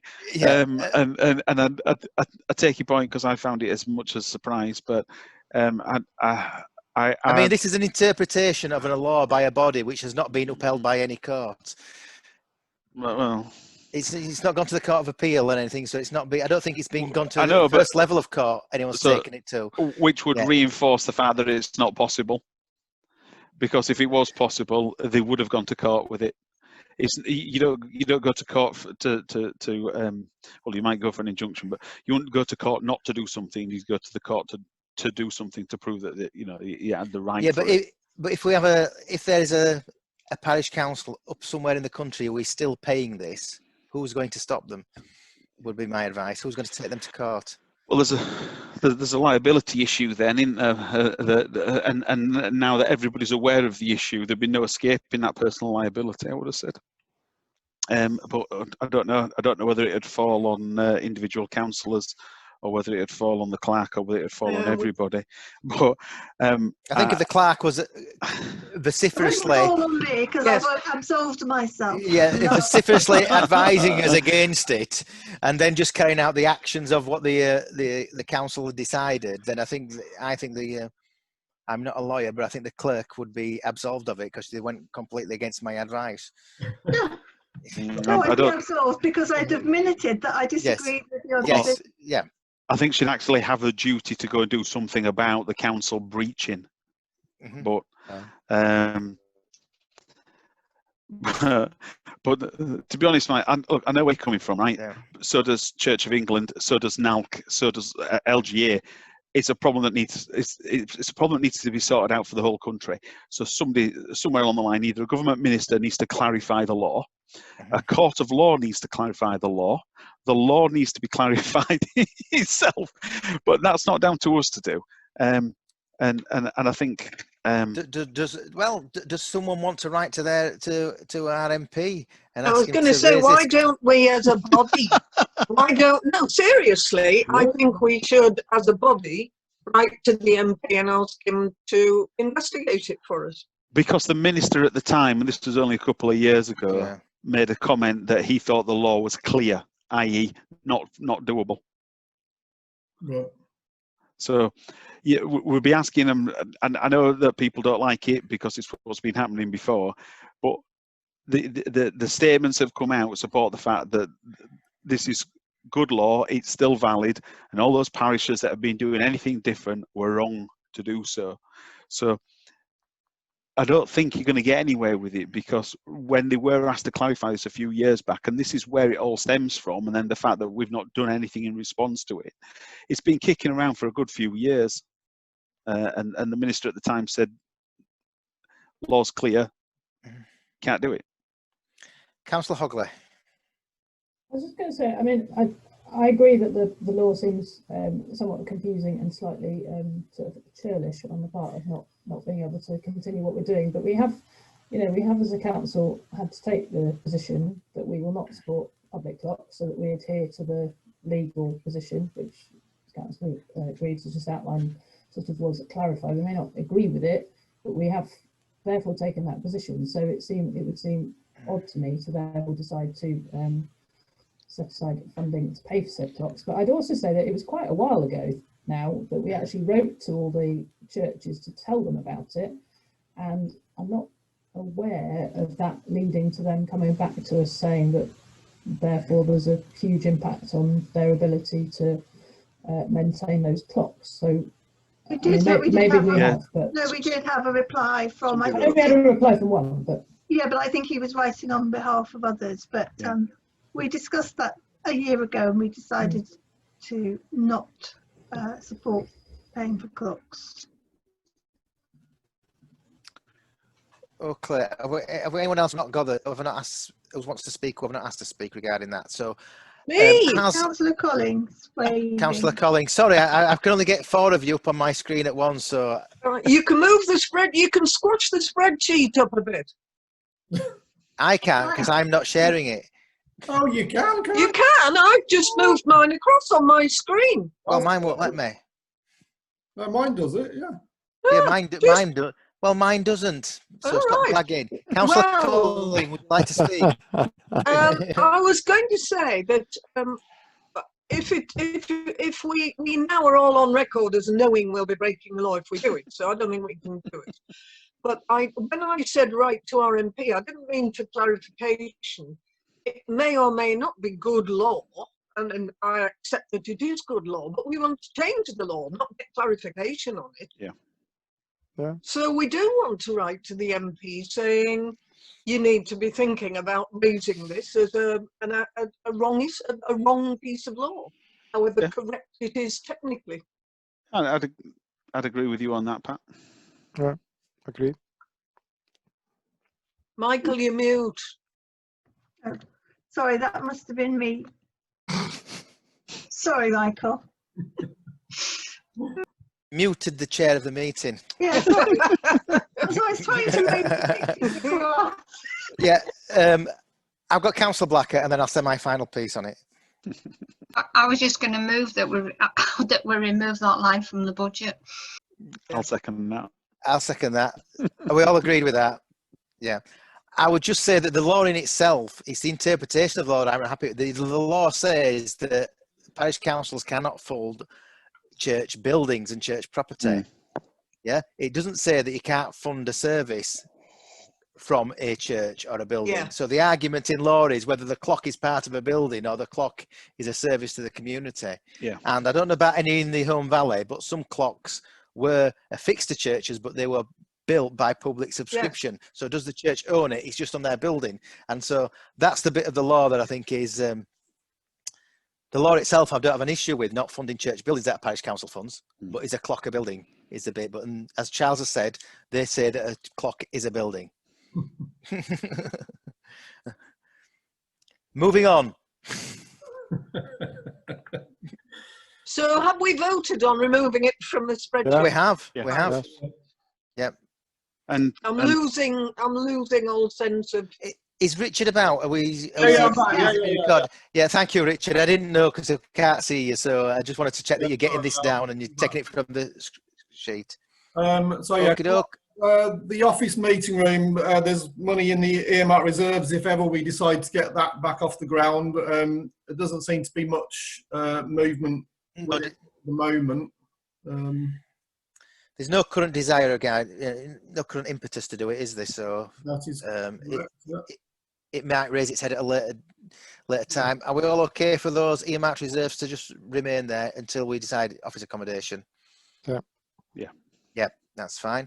So then on to the planning committee. Yeah, I mean, there's only two here, and one of them I suspect can go. Really, is this Councillor Hogley? Can we just get rid of this planning e-consultation thing, or do you need it to be still there?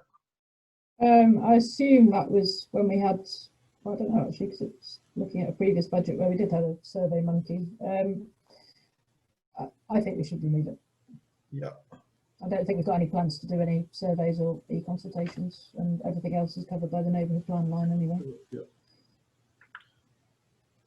And then the next line is basically the neighbourhood plan, as you probably heard, has reached the next stage. It's going to, you know, it's at the next stage of consultation, and there will be some expenditure in terms of promoting the referendum. Obviously, it's quite an important thing that we get people out and to vote.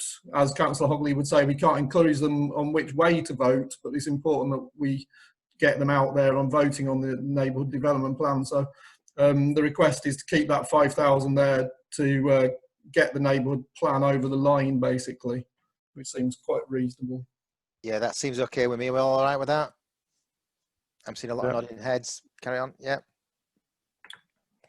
Okay. Pubs and comms, I was unfortunate in that I'd missed the fact that they wouldn't get there, that they didn't have a meeting before this meeting, so I could only really do it as a sort of email exchange, really.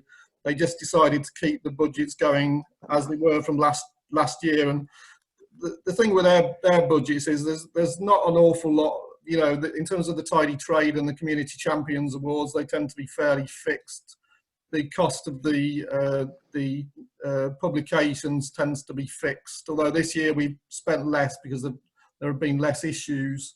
The website tends to be fairly static. So there's not an awful lot of change with it, really. The only point I've made separate is I did wonder about the Royal Events budget, whether, you know, again, it's something that you're asking £1,000 for, but, you know, I suspect we will only use it on very odd occasions. So, you know, you could put it in earmark reserves and add. Yeah. It's, you know, it's not that big an issue. Yeah. Something that I thought. That makes sense. So for me, I think for royal events and what have you, we should have an amount to stick something in the budget every year for it when we don't know it's going to happen. We don't, you know, it seems a bit daft, but to have earmarked reserves of £1,000 for when you know, we will have a change of monarch, and hopefully I'm not get arrested for treason to suggest such a thing, but at some point we will have a change of monarch, and I think we would want to have some money to sort of to celebrate the coronation or whatever. Just the change in monarch, it might be the other side of it. Some of us are celebrating, but yeah, they were right. Sorry, without expressing my point of view. Yeah, so I believe we should have a contingency there for it, and it would seem to me that in earmarked reserves would be more appropriate than having a budget item every year. Is everyone okay with that? Yeah. Yep. Can you see me, Michael? I can see your hand, yeah. Right. Pat, sorry. I just wonder with pubs and comms, I'm not sure we do as good a job as we might with making people aware that there is a parish council, what it does, why they should be glad they've got it, things it's achieved. I know we have a website and a notice board, but I do feel we could be, not necessarily during COVID, but following that, I think we should be making more active work towards getting out there and talking to people. And there will be, I mean, you know, at the end of COVID, we're going to have good stories to tell. So I wonder if just having the same old budget is sufficient if we are going to be more proactive. So for myself, I find it would be very difficult to, if a committee didn't come and ask for any more money, we just gave them more money and said, do a better job, is a little bit sort of imposing on them. My suggestion would be put yourself forward for the Pubs and Comms Committee, Pat. You know, I'm sure they would appreciate your input. I mean, without actually taking anybody on full time to do exactly what you're saying, I think people are spreading themselves pretty thin as it is. Anyway, Councillor Greaves, I think, had his hand up. Yeah, I think taking out the two red lines is sensible. In terms of that £1,000, I think it should stay in. The committee, unlike every other committee, they haven't asked for anything more. But we have got a royal event coming up in 2022. And hopefully at some point next year we'll also be having coronavirus as a thing of the past events. Yes. And so just so keeping it as a budget item, I think it, £1,000 is, I would keep it in, and maybe rebadged royal events to public events. Events of national importance. Yeah, something along those lines. I mean, we do have the special projects line to commemorate events like that. That's what line 637 is for, really. Well, maybe they should be rolled together then. Yeah. No, that's the same. Councillor Hogley. Yeah, I was just going to say that, echo that really, that they could be national events rather than royal events, because we've got to be mindful of things like when the Tour de Yorkshire comes through or whatever, that we want to have a little bit of money there to do anything with. And mindful of what Councillor Colling was saying, what we historically did, I believe, is at events like the Honley Show, we used to have a stand there, and things like the Hardenmoor Sheepdog Trials and things like that, about what the parish council does. I think the challenge with all those is, as Councillor Hodgson I think alluded to, is staffing them and getting people to speak at them. And I think actually the opportunity is probably to work with the climate emergency team to potentially raise awareness of the parish council through some of their events, which obviously are currently virtual. But going forwards, there should be more kind of events happening on the ground. And there is an opportunity again to work with the group of festivals, which is something that came up at our last Finance and Management Committee about whether we promote a kind of year of the festivals. I'm not sure 2021 is going to be the year of the festivals, given we'll still be coping with the sort of hopefully gradual loss of COVID. But 2022 would be when we potentially can do something. So I guess in summary, I think we could probably leave £1,000 in rebadge national events and retain the £1,000 in special projects. Okay, yeah, cool. Yeah, can I make? Yes, please do. A comment. Yeah, please. Sorry, you froze on there. I think we do virtually nothing to try and encourage younger people to understand about the council. And I did a Zoom training thing with Froome a couple of weeks ago, and I was really ashamed actually at the lack of communication with young people that we have. And I think through our funding of youth things, maybe that's an area that does need more communication. Okay. Noted. Okay, so we're going to keep them, but we're going to rebadge Royal events to national events. We've done that, yeah. Yep. Okay, so moving down to the service provision stuff. The first one is the CCTV line, which we've discussed, where I've suggested that we perhaps move the 5,000 to earmark reserves. That sounds a sensible. Yeah, everyone's nodding. Okay, excellent. Christmas provision, I think, just stays the same. I think it. I would just out of how long has it been at what we have, the Christmas provision? I think only a year. I think only a year. I think it was 5,000 in 2019 to 20. Chair, I think the Service Provision Committee have asked for, have made comments on loads of other things. They haven't made any comment. I get where you're coming from, but it's really their business. Isn't it? It is. You're quite correct. You're quite correct. Council agrees. We'll move on. The Christchurch Yard, the request has come in just because the bills coming in, like it says there, have gone up to 6 with John's work, basically mowing the lawns and doing the topple tests and the general upkeep was 691. They've requested an uplift to 800 just to cover those extra costs, basically. If I may, Chair, this is interesting one in view of church clocks, because this is there's been perhaps suggestions from the church in the past that they've been trying to expand upon the scope of responsibility. It's really important that the council doesn't go anywhere beyond what its actual liability and responsibility, which is for the closed graveyard. So I'm fine with this, but there's just I can recall in years gone by where they were trying to get us to cut trees down, and rebuild walls, and basically just maintain the whole grounds of the church, as opposed to just to maintain the churchyard section of the closed graveyard section. And it is the only one, but I just thought it's worth mentioning. It's closed graveyards under different rules, but they have tried in the past to expand upon what would be covered by it. Yeah. The next line is the defibrillators. I mean, I basically, I think one's been called on in the last month or so where somebody's requested one when we had nothing in the budget. So there's going to be a forecasted outturn of 2,000 this year, so we'll be 2,000 overspent on that, and the committee's asked for 2,000 to be built into earmark reserves because I think they cost £1,000 each. Is that right, Liz? Yeah, something like that.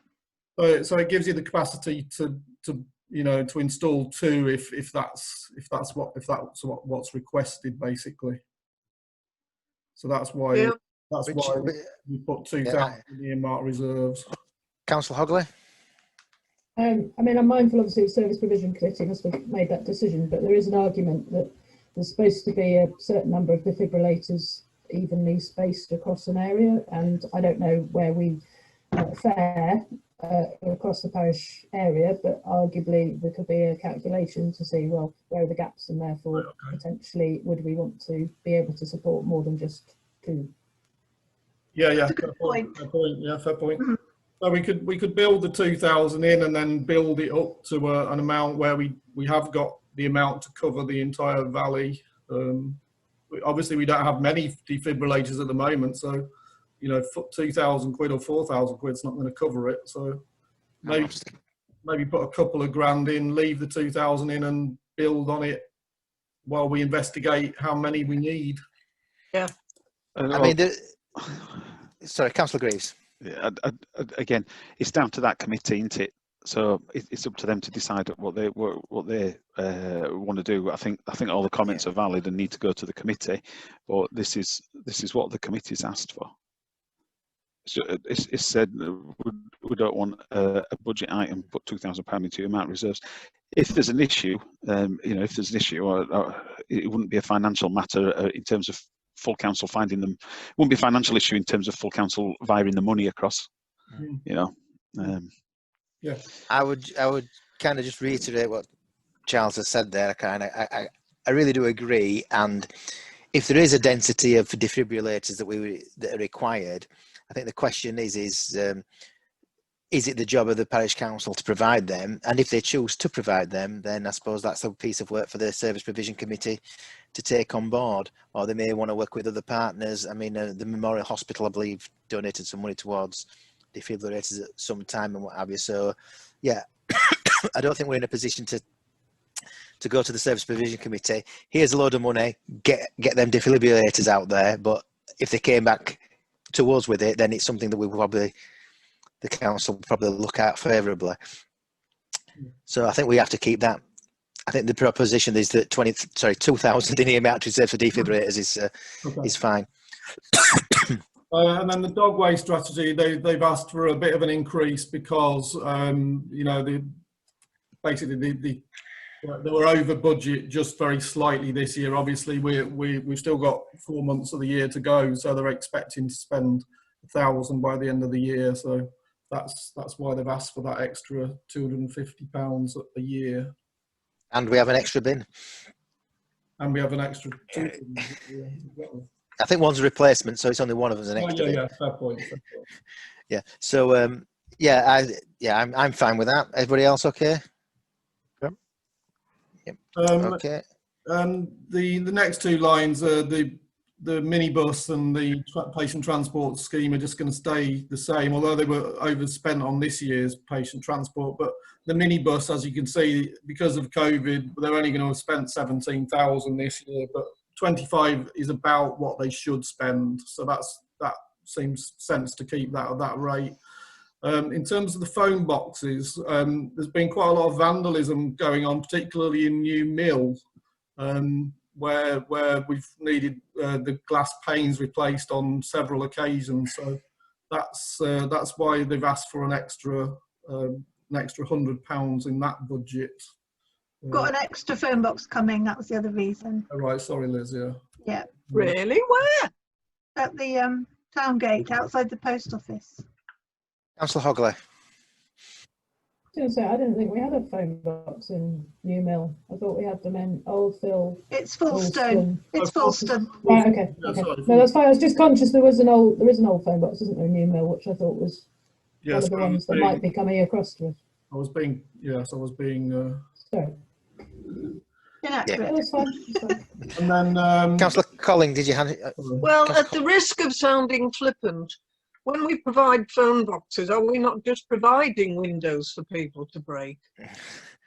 Well, we decided, the Parish Council decided a while ago that we like the old style red phone boxes, and some of them in some of the places have been put to use for various things, village notice boards and libraries and such book swaps and things. Yeah.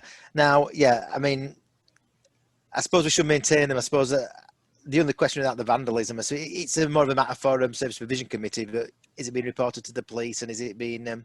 But if they think they need another £100 on the phone boxes, I don't, I'm okay with that. Is everybody else all right with that? Yeah. Yep. Oh, Councillor Hogley, did you have your finger up then? No, it was a thumb. That's fine. It's fine. Yeah, just checking. Yeah. Okay. And the next line is the seats maintenance, and I think basically they've asked for an extra 1,000 really for inflationary purposes. I suppose they've asked for an increase to 13,000 from 12. Mm-hmm. Yeah. Okay. And then the new seats budget, we've not had any actual budget in that. I wondered whether we just need to just delete that line. Well, the service provision committee have got to reconsider their memorial seats strategy in the new year. So I think, it's a bit too soon to decide, really. Whether we're going to remove it or not. Yeah. And the next line is the war memorials, which there has traditionally been money in the budget, but we've not tended to spend it really. So I think this year, Liz, I think you are going to spend the £500, aren't you, with something? Is that right? Well, I've been asked to look at refurbishing the Hepworth one, but I will apply for a grant. But I think it's wise to have some money as well. But I think earmark reserves is fine. Okay. And then the next line. And then the next line is the youth facilities, where the committee's asked for an increase of £3,000, which I think obviously is tied in with various of the comments we've heard today about trying to get the youth more engaged and involved. Councillor Hogley? Yeah, it was just a quick question going back to the war memorials. I'm conscious that there was things like pressure washing was done in advance of Remembrance Day. Is that all covered in the seats and shelters maintenance? Because if so, should that line be expanded to make it clear that it covers all our Yeah, perhaps. I mean, assets? As you've seen when we get an invoice from John, we're sometimes using 5 different budget lines, because he's got seats, he's got toilets, he's got telephone boxes, he's got war memorials, he's got all sorts of things. It's very difficult to do the sort of financial recording for it, and he's not that good at splitting things into separate bits, so it probably has just been absorbed into the shelters and seats and shelters. Basically. Yeah, it has. Only because I was thinking that war memorials line is about the, or my understanding was it was about the specialist renovation, because I know the lettering and stuff has to be done by specially qualified people from when it was discussed a few years ago. So I'm fine with it going in earmark reserves. I just wondered if it should, perhaps the name should be expanded slightly. Perhaps the seats and shelters need to say war memorials in the sense that it's cleaning thereof, not anything very technical. Just the cleaning thereof comes out of 535 perhaps. So cleansing and routine maintenance, and then specialist war memorials. Yeah. Maintenance. Okay. Yeah. Yep. Okay. Cool.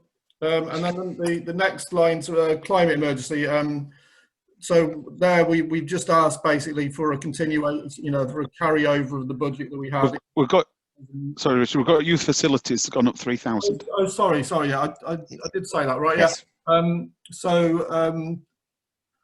I think that's as has been mentioned earlier today about trying to get the young people more involved and trying to do something more for young people, and that's why they've asked for the 8,000. Councillor Hogley? Yeah, just a quick query, because I'd seen some paperwork about a potential youth worker, which I think was based out of Honley. So I just wondered if the increase was associated with that role, purely with that role, or whether there were any plans to engage with, say, Cafe 100 or similar. I don't know what other youth provision there is in Home First that could be confidently spent. Because again, I'm conscious it's a budget line that we've seemed to have found it difficult to spend. So not because there isn't a will to contribute to youth facilities, but because of finding projects or activities in which it could be successfully invested. It's the Honley project. I mean, in their application, they did refer to sort of like being wider in the home valley as well. But I don't know how far that outreach is going to go and how much that was part of the application. And they are quite ambitious. However, there were a few points regarding their application that actually it was a bit it was well intentioned, they put forward, but they mentioned they've got some match funding, but that they wanted 20k for the full project, but they had some match funding, and their application was for 20k from the parish council, which it didn't kind of add up very well on the application form. I mean, I'm hoping with Councillor East, we're going to meet with the people there and discuss exactly if they're going to come back to us at some point or come back in the next year, what exactly they're coming for and what they're looking at, and then can they explain themselves a little bit better going forward. So they were supported to the tune of 4,000, and it may come back with something. They may come back in the next year. They've had 4,000 of this year's budget. One of the other queries is that's 20k between now and April 1st is what they want, for this year 2020, or are they wanting 20k per annum? If that's the case, are we looking at this year's budget or this year's and next year's budget? So there's a bit of a discussion to have with them exactly what they're looking to do and what they what Yeah. they're getting to. I don't think the gentleman that they sent, fine and a nice chap and great, but I don't think he was 100% on board with exactly where they were going to be. So we're hoping to have a sit down and a conversation with them about what they may be asking for in the future. Councillor Greaves? Yeah, Jenny Lockwood, you know, from Honley Library. Yeah. She might be able to just explain a bit more, because I think she did all the grant claims and stuff like that. Yeah. But yeah, they ought not to have been asking for 20,000 because they already had that match funding commitment. So. Yes, but the application, that's where I had difficulties with the application, Charles. Yeah. I don't think they knew about the match funding when they put in the application, and they put it in for the expression of interest, and that's when we turned it into a service provision request. So it started much before they had the match funding, and it was for next year to start from April. Because if you look at their job description, they want a few months planning, and then they're going to start the club. It was next year. So we'll be meeting with them and having a chat with them about where they're going to be and where they're going to gain what comes forward. But yeah, there is the problem of you can increase the budget as much as you want, but if you haven't got anywhere to spend it, it's all. If you haven't got people coming forward for it, it's very, very difficult. And we had the conversation that members of that committee is going to have to be a bit more proactive to make sure the money is kind of spent. Hence, I'm meeting with the people at Homley, and I think some people suggested they would meet with people at Cathay 100 and see what their ambitions are going forward and where they want to be. But they settled on 8,000, and I suppose that's where they are. Yeah. Okay. And then the next line is obviously a climate emergency. They've asked for a similar budget to what they had last year. There's nothing other than that, I think. You know, they have their plans to spend money. I think since Michelle's joined, I think they're much more sort of directed now at getting the projects going that they've got the money for. So I think obviously under COVID it was very difficult, but she's a lot. You know, we're seeing estimates for things and quotations for things that are sort of £1,000 plus for things. They are actually getting things going. So I think it's probably quite a reasonable budget to ask for. I mean, I'm okay with that. It was, you know, it's quite a well debated commitment from the parish council to support the climate change emergency. So, yeah, is everybody okay with that? Yep. Yep. Go on. The COVID relief line. We haven't got. Sorry, is somebody want to say? The COVID relief line. There's nothing in the budget for that. It's all in earmarked reserves. The money we've got left in that budget. I suppose it's what we're going to do with the earmarked reserves. Whether we need money in the budget or you know, we've kind of stopped using it really. Councillor Greaves, then Councillor Davis. I don't think there's any need to fund COVID relief because there's plenty of schemes available now. But I think COVID recovery and perhaps helping with you know, public events, stuff like some of the ideas we're floating around, stuff like street markets. It could well be that next summer there's an awful lot more going on. So I think keeping the money in earmarked reserves for COVID, but general scope would be helpful. Yeah. I think having a concept of COVID recovery is very, very good. I mean, one of the things I think we should promote is a Australian Christmas in the middle of summer. Why not trim a tree up outside and have a barbecue? Sounds a good idea. Yeah, it'd be good fun. Yeah. Anyway, I'm just putting the idea out there. Yeah. Is that the 25th of June then? 24th and 25th of June. That's a Thursday and Friday. Yeah. They should be bank I'm going holidays. to say, can you get them as bank holidays and I'm in then? Well, we'll write another letter to the MP. Yeah. That was absolutely, Charles has covered what I was going to raise, so it's done. It's covered. Are we all okay with that? So that means that our budget, you know, working through as we have done, our budget for the year would be £305,800. which is £8,000 less than the final budget from last year, which was topped up because of COVID, basically. So it's slightly down on that. It's 15,000 up on the original budget from 2020 to 21. In terms of the breakdowns by the council and committees, the council's budget has gone down by 14,000. CASC has gone up by 20,000 over the original budget of last year. F&M's gone up by 10,000. Planning is the same. Pubs and comms is the same. Climate emergency is the same. Service provision's gone down about 700. And that's basically it. So 305,800 is the budget line.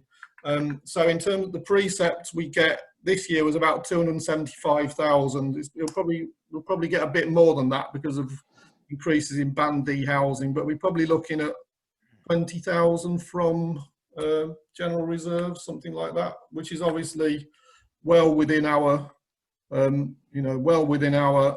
surplus this year alone, let alone surplus is we've built up over previous years. So, you know, there's certainly nothing to worry about there.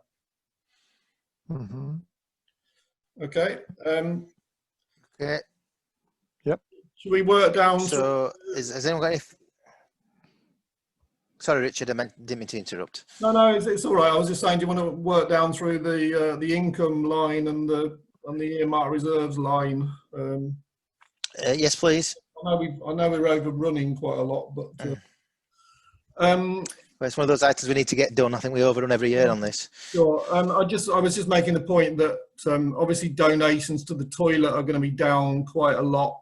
So I've factored in only 2,000, whereas it's normally about 5,000. So people are okay with that. It's only an estimate, really. And then the same with the shop in the toilet building. We're a bit unclear as to how, you know, whether we're going to get our rent for the toilets. We've obviously given them a stay of the rent at the moment. I suppose we're hoping they'll be up and running. So I've put in 4,800, but that's kind of dependent on things getting back to normal, which is perhaps a little bit optimistic, really. I suppose it doesn't particularly matter if we don't reach the 4,800, but I guess it does have an impact on how much from reserves we require. Given the income things that I've said we're going to get there, it would mean that the amount we would need from reserves is £18,291, which doesn't strike me as very much, really. Is that okay? Good. Yeah. Okay. So that looks good. So do we need to propose that this budget is what we put forward? Yeah. Yeah. Yeah. Have we proposed it? Do we still need to do earmarked reserves bit? Or do you want to just? Oh, I think we do. Or do you want to do that? Yeah, go on.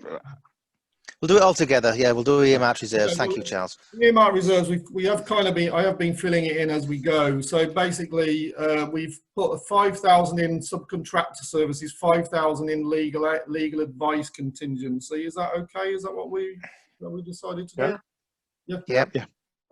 With regards to the elections, we've got 19,789 in there at the moment.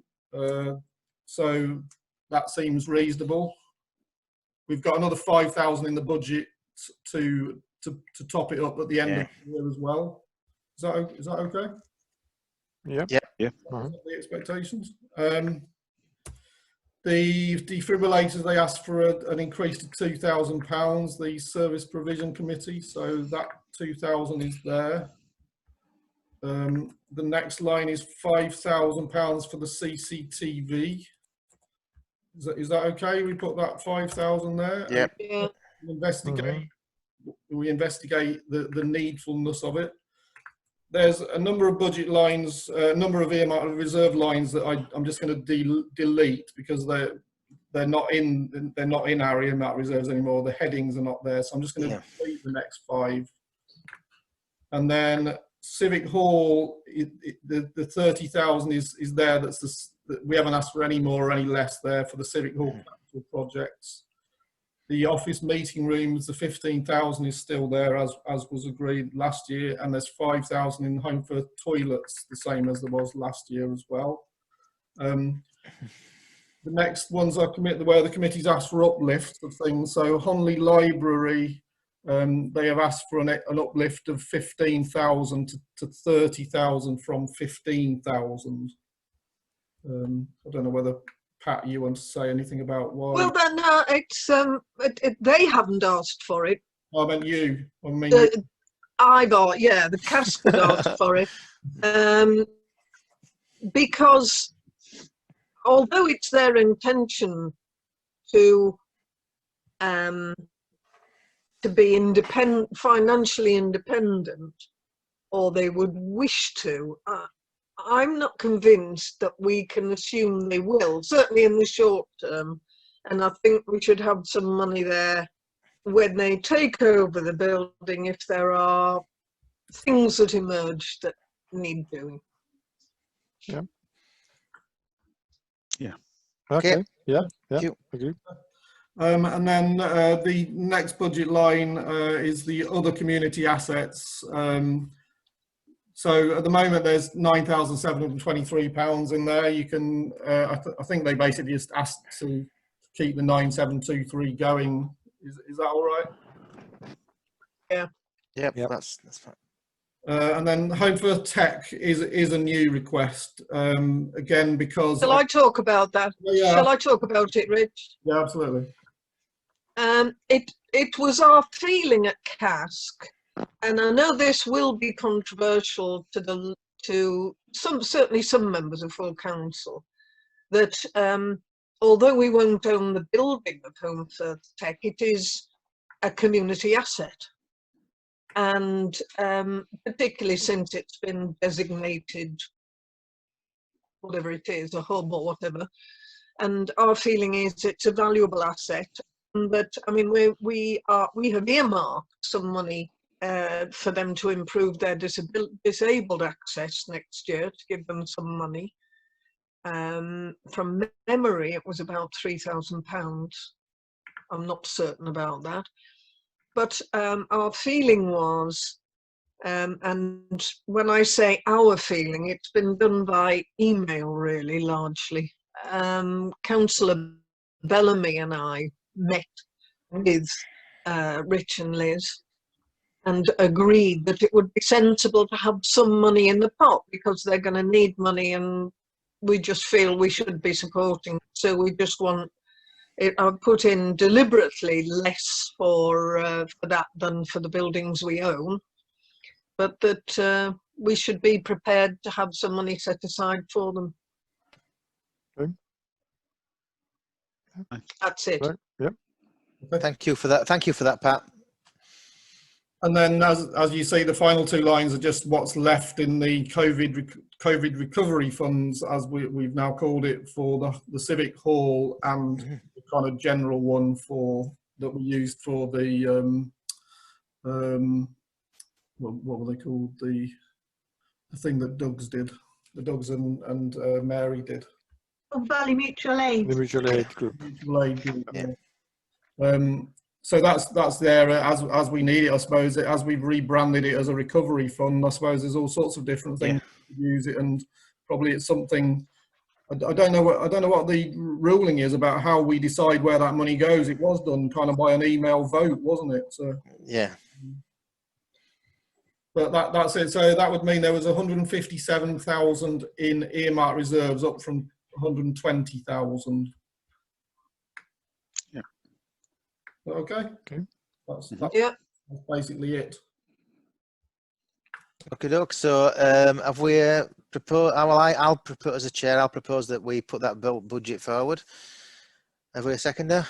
Yeah, I'll second. Well, bit of a race between Charles and Sorry, Paul. Paul there. Me? Thank you. And sorry, and Pat. Yeah, I'm not really sure. Take your pick, Liz, or whoever's doing the minutes. Which one you want seconded? That, and all those in favour. I think that budget's been carried. Thank you very much indeed, everyone. Okay, doke. So, do you want to stop sharing the screen now, or do I stop sharing the screen? Yeah, we're trying. Oh, sorry. I don't mean to rush you.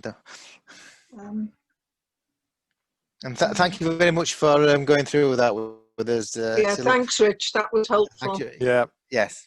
and Liz, you both contributed very Yeah. well there. Thank you. Yeah. Right, after the meeting, I'll PDF it and send it to you all just to make sure there's nothing, you know, no mistakes. Basically. Oh, there's a misspelling on one thing. Where were it now? Let me just have a look. I think it was something with. I think it was climate emergency. It was tenant, wasn't it? Wasn't it tenant? It was climate mobilisation. No, it's it's mobilisation. That's it. Oh yes. Okay, Yeah. dokes. So where are we now Well with the? spotted. Oh yeah. So it was, right. Okay. I'll PDF that and email it to you while the rest of the meeting goes on. Okay. Yep, that's fine. So the next item we have on the agenda is the 2021 Statement of Intent on Training. Received report of any training by councillors since the last finance management meeting. Attendees report. All I can report about the budgeting one is that I never got there because I got called in to do something else in my full-time job. I'm afraid. Sorry about that. That's COVID for you.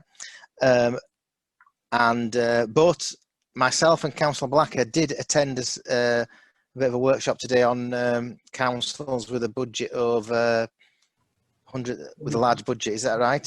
Over 100,000. We're Yes. well over. You were paying attention, Councillor Pogson. Thankfully, Councillor Blacker went with you. Oh well, rather. Yeah. We both went there, and it's quite informative. They discussed a lot of things that affecting parish councils will raise the budgets from other sources in addition to the precept, which COVID have really affected them. But it didn't affect us much because we don't raise a lot of money outside of the precept. Councillor Hogley. Sorry, I was just conscious that yes, we approved the budget, but do we not need to have a discussion about what that means for the precept? Well, it was done on a standstill basis, wasn't it? Yeah, I believe that leaves it standstill because we've got 18,000 from the reserves. Do we want to just do a formal resolution of that? Yeah, I just think because sometimes what we've done in previous years is offer full council a recommendation, but also show other options.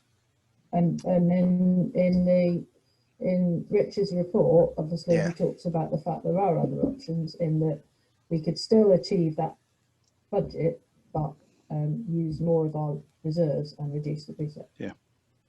And we haven't really, obviously we touched on it right at the beginning, but I think we need to consciously provide a recommendation as F&M. Yes. So that we. So do we want to ask the RFO if they will put forward on that budget what the options would be, whether we remain the precept as it is? Yeah. That's what the impact would be. What the impact would be if we reduce the precept. I don't think there's really an option there to put increase in the precept because that would just be sticking money in. No, it would be just sticking money in earmarked reserves. Yeah. I mean, not general reserves, wouldn't we? Which is so. I think could you possibly look at would that be possible, Richard? Yeah, that's easy to do. Yeah. Yeah, if we could do, and then the full council can look at the options that's available to them. Like I said before, if every £10,000 you move from reserves into the to replace money that you've asked for in the precept would take £1 off the charge to an elector, basically. Yeah. But if you wanted to say, if you wanted to spend £50,000 from general reserves instead of taking it from the precept, that would mean every household would save £5, basically. It's quite easy. Yeah. So on the budget that we've got at the moment, what do the reserves kind of go down to? It were 20 grand. The general reserves. Our general reserves, what are they? I mean, it won't go down by much, really. That's the thing. I mean, there's certainly the capacity there to build £5 in. It's whether what I'm sort of getting at is that the guidance is you have somewhere between 25% and 100% of your outgoings, don't you? Of your income. No, I don't think it's your income. I think it's your outgoing. Well, it's not quite the same. It should be similar. Yeah, well, it should be similar. You should get the budget similar. Yeah, I will take that point. Yeah, whichever we want to call them, of turnover. Yeah. So, if we were to do, if we reduced fact pack it, Michael. From what Richard said, I think total reserves, including earmarked reserves, would be about would it be about 300,000, and we're going to draw around about 20,000 to support the budget on a standalone basis. Yeah. So yeah, that's about right. There's scope to push it down if you wanted to. The issue then is do you have to like spring back in later years? It depends how. Yeah, you don't want to go. We don't want to yo-yo the budget. You know, so but I think having the option there for the full council is something that needs to be there. It's what options do we give them? You know, I take Richard's point that we can just give them the calculation that if you knock it down by £10,000, it saves £1. Yeah, but I think it's easier for people if you go and bend it. If you go the other way and put it on, which we have in previous years had. On a Band D property, it's £27 or whatever it is. If we went down to 25, that's what that would mean. If we went down to a £5, that was what it would mean. What I was kind of getting at was the extreme would be if we took our reserves down to the 25% minimum, what would that be? Okay. You know, and then something in between, and then something where we are now. Does that make any sense? Yeah, it does. Michael, good. Councillor Davis. Yeah. I would have a real concern about us going on a route which is, you know, reducing reserves that much that we move him downwards, because then we get into a discussion in years to come. I think as Charles just said, where we then bringing the precept back up, and we're into that whole discussion about why are you doing this, why are you doing that. I think it's I think that's a real worry. The other thing, just I was going to throw in, is we don't really know, because none of us really know what's going to be happening next year in terms of COVID recovery. And I think, you know, those general reserves, I would rather see those general reserves there for us to use, and I mean to use as a council, for assistance in that kind of recovery. Yeah, that would be my view. Councillor Davis, I think we're having the debate now that we should be having in full council. What we're discussing, make a recommendation. Yeah, I think we are going to make a recommendation, but I think we have to recommend it to the council. We can recommend what the financial management are saying, but we can also give them options of what other things would look like, and then we have the discussion about where we are with the. Is that okay? Yeah. Hogley. Yeah, I'm fine with yes. We should have a couple of options, but I think it's a bit unrealistic to say, right, if we cut the reserves right down to 25%, because I'm not sure. I mean, that's effectively presenting an option that I wouldn't have thought anyone would, in their right mind, support. So I think it's more within that kind of bracket that has been suggested by Rich. It's a case of obviously stay where we are, maybe go down £2 or go down £5 if that's the maximum of what would be a viable discussion, because I think it's pointless having a discussion that says, well, if we cut it down and people only paid £6 or something, get rid of all our stuff. You know, we've got to have a robust discussion about it, because I think, you know, we did increase the precepts significantly when we took on the Civic Hall, and I'm not saying as a consequence therefore we should be nervous of increasing it when we've got things to spend, and I'm also mindful of the whole COVID picture of the future and support and everything. But I do think we need to have a discussion to make sure we're conscious that we're eating into our reserves a little bit, but do we actually want to give anything back to the community now in terms of paying less precept rather than active provision? Got Councillor Greaves and Councillor Blacker, but before I'm going to do that, I just want to confirm with Councillor Hogley, is that a proposal that we put forward, a £2 reduction and a £5 reduction? Okay, and a standstill. A standstill, a £2 and a £5 reduction is what's put forward in front of the parish, in front of the full council. Yeah. I'm happy to have it as a proposal. Yes. Yeah, that's a proposal. Councillor Blacker and then Councillor Greaves. Oh, sorry, I didn't want to speak. No. Oh, sorry, I thought you had your hand up. Councillor Greaves. Yeah, I'm just looking at Richard's tax-based calculations for precept setting. So the only bit that needs to be adjusted on those is the standstill. I can't remember. It draws about 20 grand from reserves. So the £2 off would draw about 40,000, and the £5 off would then draw about 70,000. So it's just those numbers that just need to be updated. But I'm more than happy to run with a standstill -2, -5. I think as proposals, we've got to put something forward, haven't we? Yeah, I think that's a very, I'm fine with that. Is anybody else got Any other proposals to that? Did we have a seconder? I'll second it. Yep. Thank you. All those who go forward with that, we put that to full council. Thank you. That seems to be carried by everyone. Great stuff. Right. Thank you for bearing with me. It's been a long meeting. Oh, well done, Michael. It's been good. We're not there yet. No, I know. That's just my, I understand interim. that, but that was the difficult time-consuming bit. Okay. Statement of intent on training. I've already said that I didn't manage to get to the budgeting training, but I did go. We did attend an event training today, myself and Councillor Black, and it was quite informative and quite interesting. Has Councillor Blacker got anything further to add to that? No, that's fine. No, I'd agree with that. It was interesting. Yeah. Yeah. Okay. As in, may you live in interesting times. Yeah. Okay. Financial records for the website. To note, financial records for 2020 have been uploaded to the council site, accessible from quick links. The RFO advises that financial records for the month 10 will be uploaded around the middle of the following month when the bank statements have been received, allowing completion of bank reconciliations. Are we all okay with that? Is that to note? Yeah. Noted. Noted.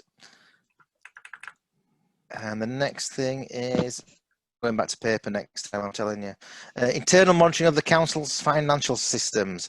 The committee consider how Councillor Colling will fulfil her monitoring of the systems of the council using internal control checklists under current restrictions. The interim internal audit by Internal Audit Yorkshire is pending. Councillor Pat Colling. Richard and I had a chat about this because I arrived early for this meeting, and assuming we don't back into town, we reckoned we could safely meet, because in theory he could send me spreadsheets and I could look at them at home, but if he were a criminal he could send me any spreadsheet he liked, couldn't he? I have no so if we don't go into full lockdown, we could organise it where he's in the little room, he leaves stuff on the table in the big room for me, I look at that, we shout at each other.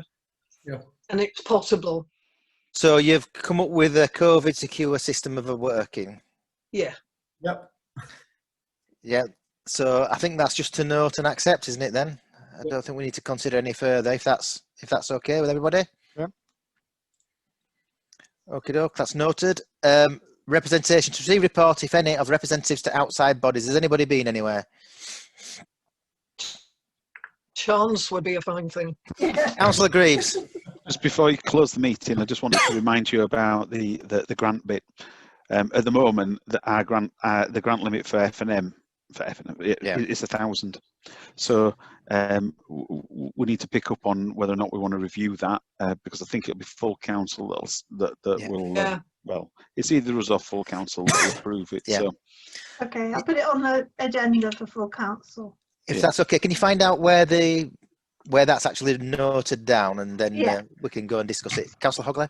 I was just going to say, it's where it's specified is in our grants criteria, which the only hitch is that we approved those at the last F&M meeting, didn't we? So yes, we might need some imagination to make sure they, although arguably it's not reversing, is it? No, I guess it's refining, isn't it? But we just need to be mindful of the fact that those were approved last time. Right. Okay. So, is it possible that someone who is not on finance would spontaneously at full council suggest it being? It won't make any difference. It's the thing about we've heard it in 6 months, but if I remember, it's about reversing a decision.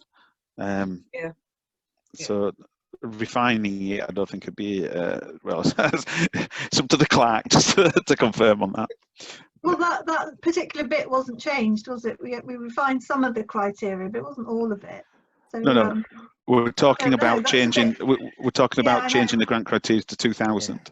Yeah, but that bit of the criteria wasn't changed when it was put up for the meeting last time. Do you see what I mean? Yeah, but I'm with you, by default, we approved it. That's the problem. I know. Yeah. Well, did we approve the full criteria or did we approve the amendments? back at the minutes, don't we? When you Can you have a look at the minutes, minutes? No, I think we approved the whole thing as I put the I think forward. we So did. we might have shot ourselves in the toe there. Sorry. Yeah. Yeah. Well, we could put it up for next year. Yeah. Yeah. Or in 6 months' time, I suppose. Yeah. 6 months, yeah. 6 months, we could look at the criteria again and Or- up it at that time. Councillor Hogley. So the other option is if we wanted to be able to give £2,000 to the Arts Festival, we could ask for environment from somewhere else for the other £1,000. Because you could make a case that it's from the Public events. Even the COVID or the special events. COVID The Royal Event line. I don't know. Yeah. Yes. Let the Queen donate it. You know, it would be to come up with a proposal for environment from another budget line, which perhaps is a discussion between you, Michael, and Rich is the best way to The COVID line you wouldn't need to discuss, because you could just take it, because you could argue it's under COVID recovery, because it is an attempt at dealing with the COVID situation. Maybe. I'm liking your way of thinking, Richard.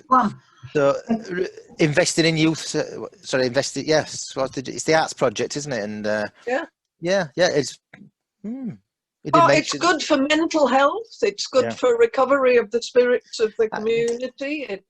I'll have a look through his application again, and if it does mean, if there's significant meat on the bones regarding COVID recovery, then I think that's where we can go for. There's also chair's allowance as well, which has been used in the past to top this kind up, of thing. to top up grants. Yeah, Right. that's at the discretion of the chair. So is that a motion from this meeting that you're going to ask for environment? Yes, we'll do it while we're here. We're going to ask for environment from the COVID. Yeah. If that's okay.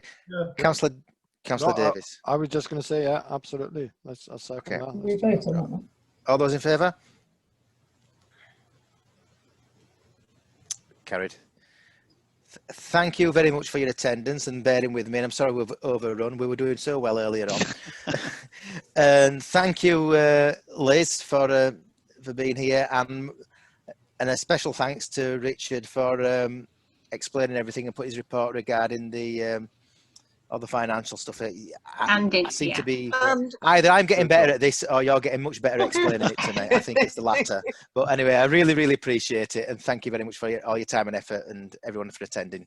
Thank you very much. I hope you have a good week. Thanks, Thank you. Cheers. Thanks. Bye. Cheers. Bye now. Bye bye.